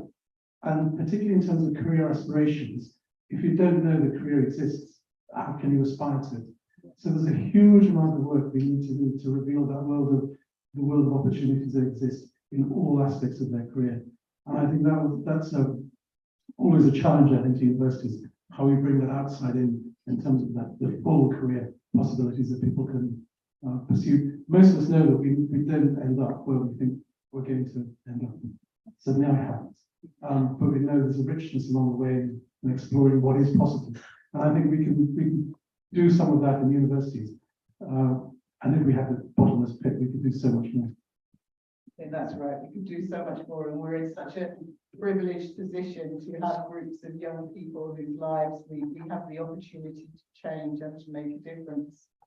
I was really struck when we did our Women in Leadership initiative here. We did a lot of work. We ended up with a huge action plan, which some of my colleagues have worked really hard on working through. But actually, what the outcome of that project has been to improve things for everyone. And I think it's really important that we're focusing here on leadership of women, but actually, as we improve the opportunities for women in leadership, I think we're improving the opportunities for everybody, and that's really important in everything that we do. I'm going to give the last word to the students, I think. So, Bachi, what's the one thing that we could do as a collective, as universities, to empower young women to become leaders? What's the one extra thing we could do?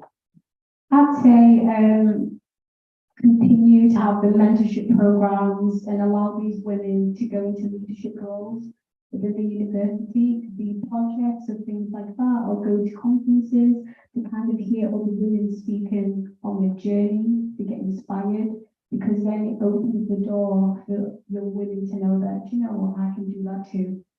They started this way, I can go through that journey as well. Obviously, every journey is different, but I think to allow women to go to conferences and just gain experience, for me, that was a big factor.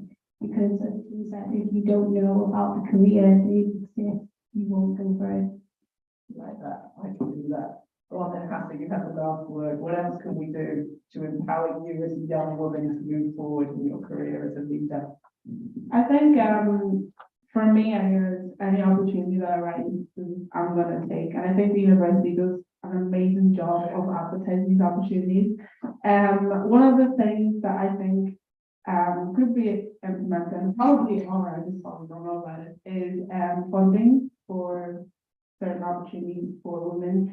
And like Matthew said, coming to conferences as well, especially if conferences like this, if they're free, women then hopefully are more obligated to want to come and learn something and just be inspired, because inspiring others is so important. It's something that I always want to implement in myself, you know. But yeah, the uni does a really good job of doing that for me would be. So I think we've heard it there. What we need to do is inspire young women by providing opportunities, different opportunities, accepting that everybody's on a different journey, and taking our role in helping them move through that journey to become the inspirational leaders we know they can all become. And I hope you've heard that this morning. So will you join me in thanking the panel?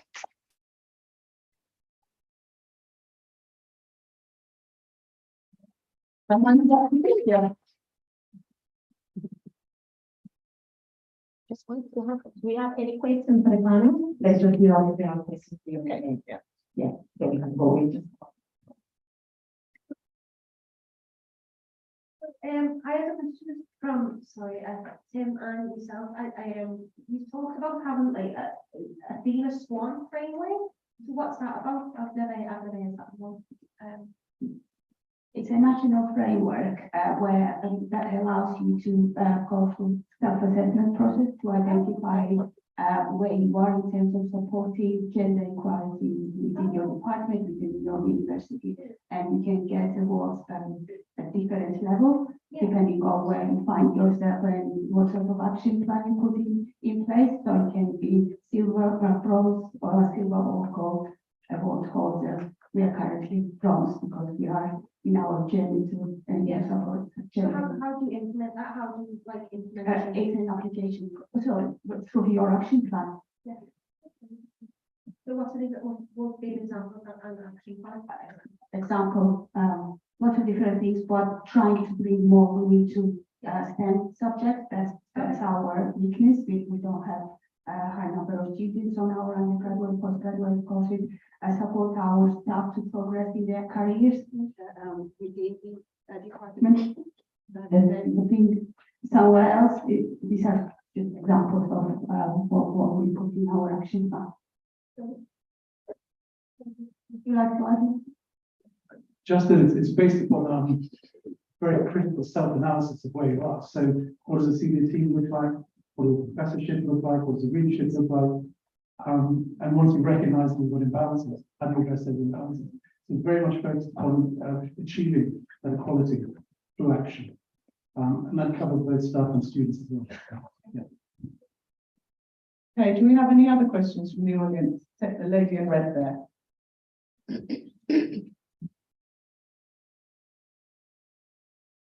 Thank you so much for a very informed discussion. I just wanted to ask, how does career employability compare in the now situations where the Gen Z, the alpha people just want to work online and the universities are training for mainstream careers? How does it compare and what are the universities doing about it?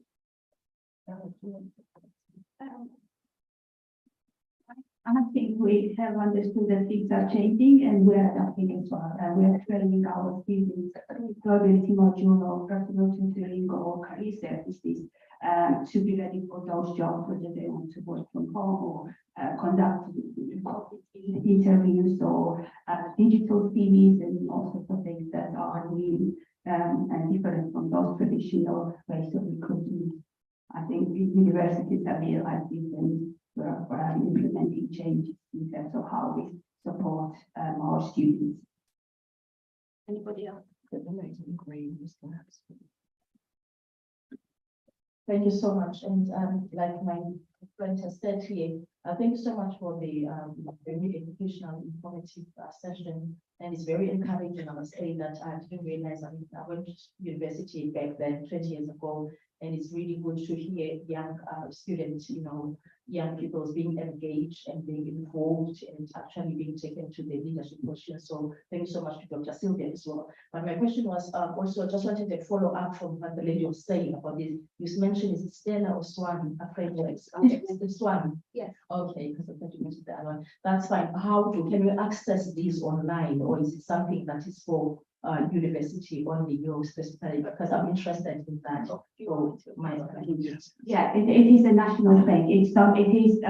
Universities can apply for this award, demonstrating their level of engagement in terms of supporting gender equality. Started with STEM subjects, now it's been extended to other subjects as well. So you can have a departmental level award or university level award.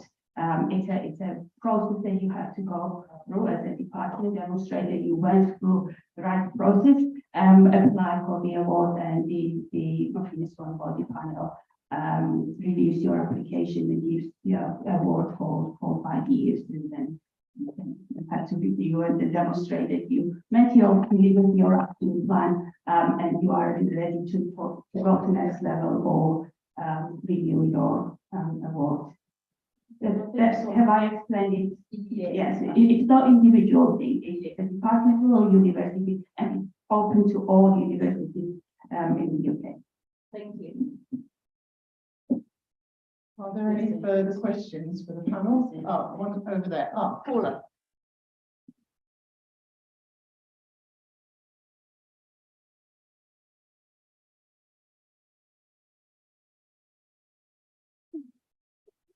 Hi, thank you, panel. You made some really interesting points there. Just reflecting on everything that was said, one of the key barriers to leadership for women is the notion of imposter syndrome. Now, the research evidence tells us that it's more prevalent in females and academics. So universities quite often have a double whammy in terms of prevalence of imposter syndrome. Can I ask, and I don't know whether there's an answer to this. I know we picked up on mentoring, etc., and the role of how that can support women. Do universities have a responsibility? And if so, what measures might be put in place, not only to support young female students coming through that may suffer from imposter syndrome, but also academics working within universities?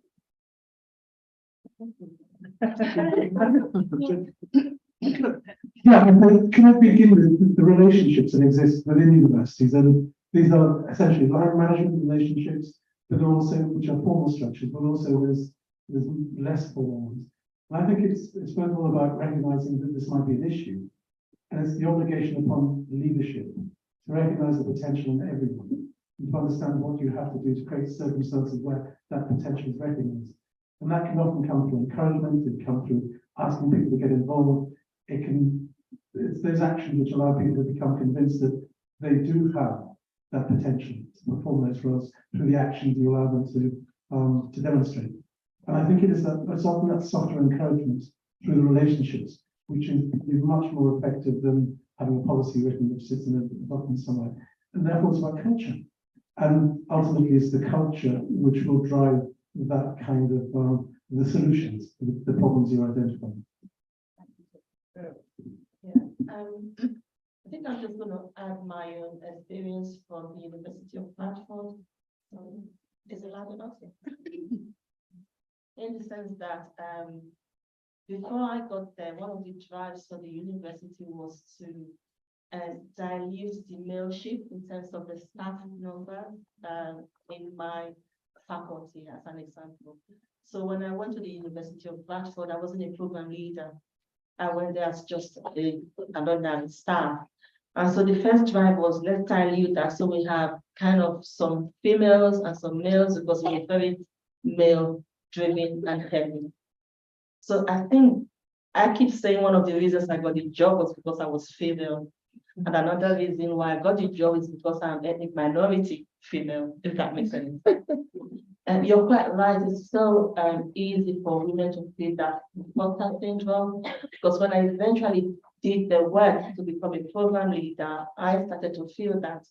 But what I say to women is, you didn't get there by not having the skills or the knowledge. So you should have that confidence in yourself that I am here because I need to be here and I am worth it. And I have what the department needs, or wherever you are needs for that transformation that is required, if that makes any sense. So I think having that confidence and that belief that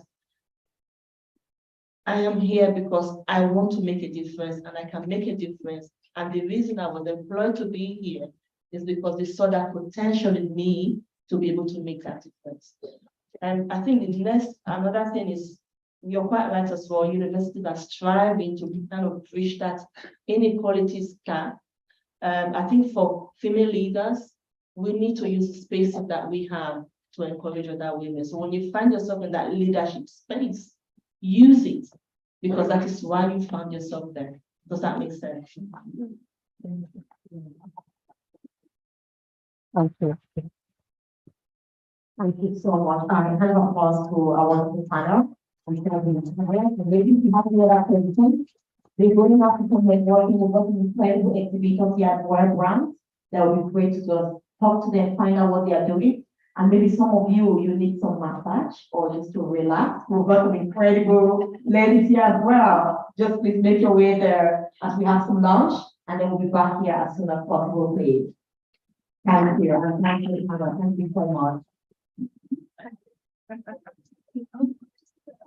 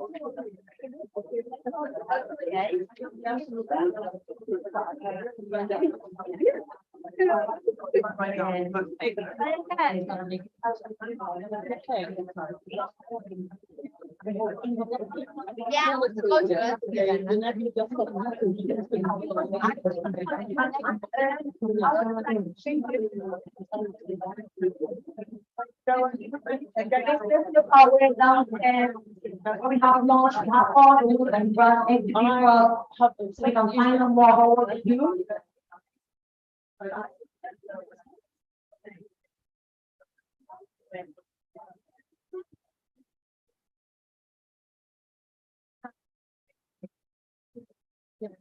Can we go have some lunch, please, and come back here shortly?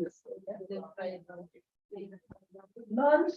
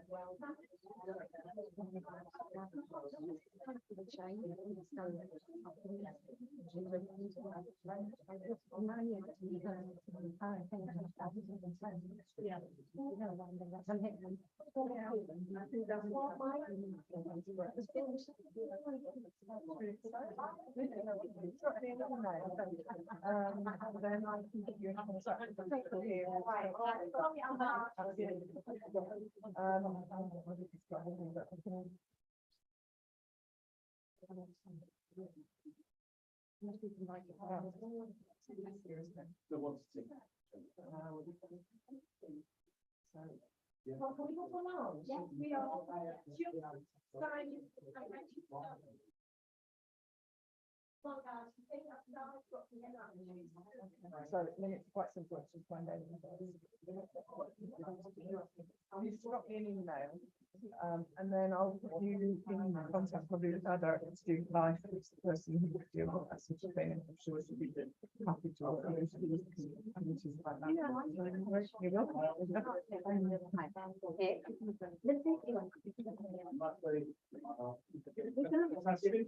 Well, let's do that. Yes, yes. Great speech, by the way, Sylvia. I really enjoyed that.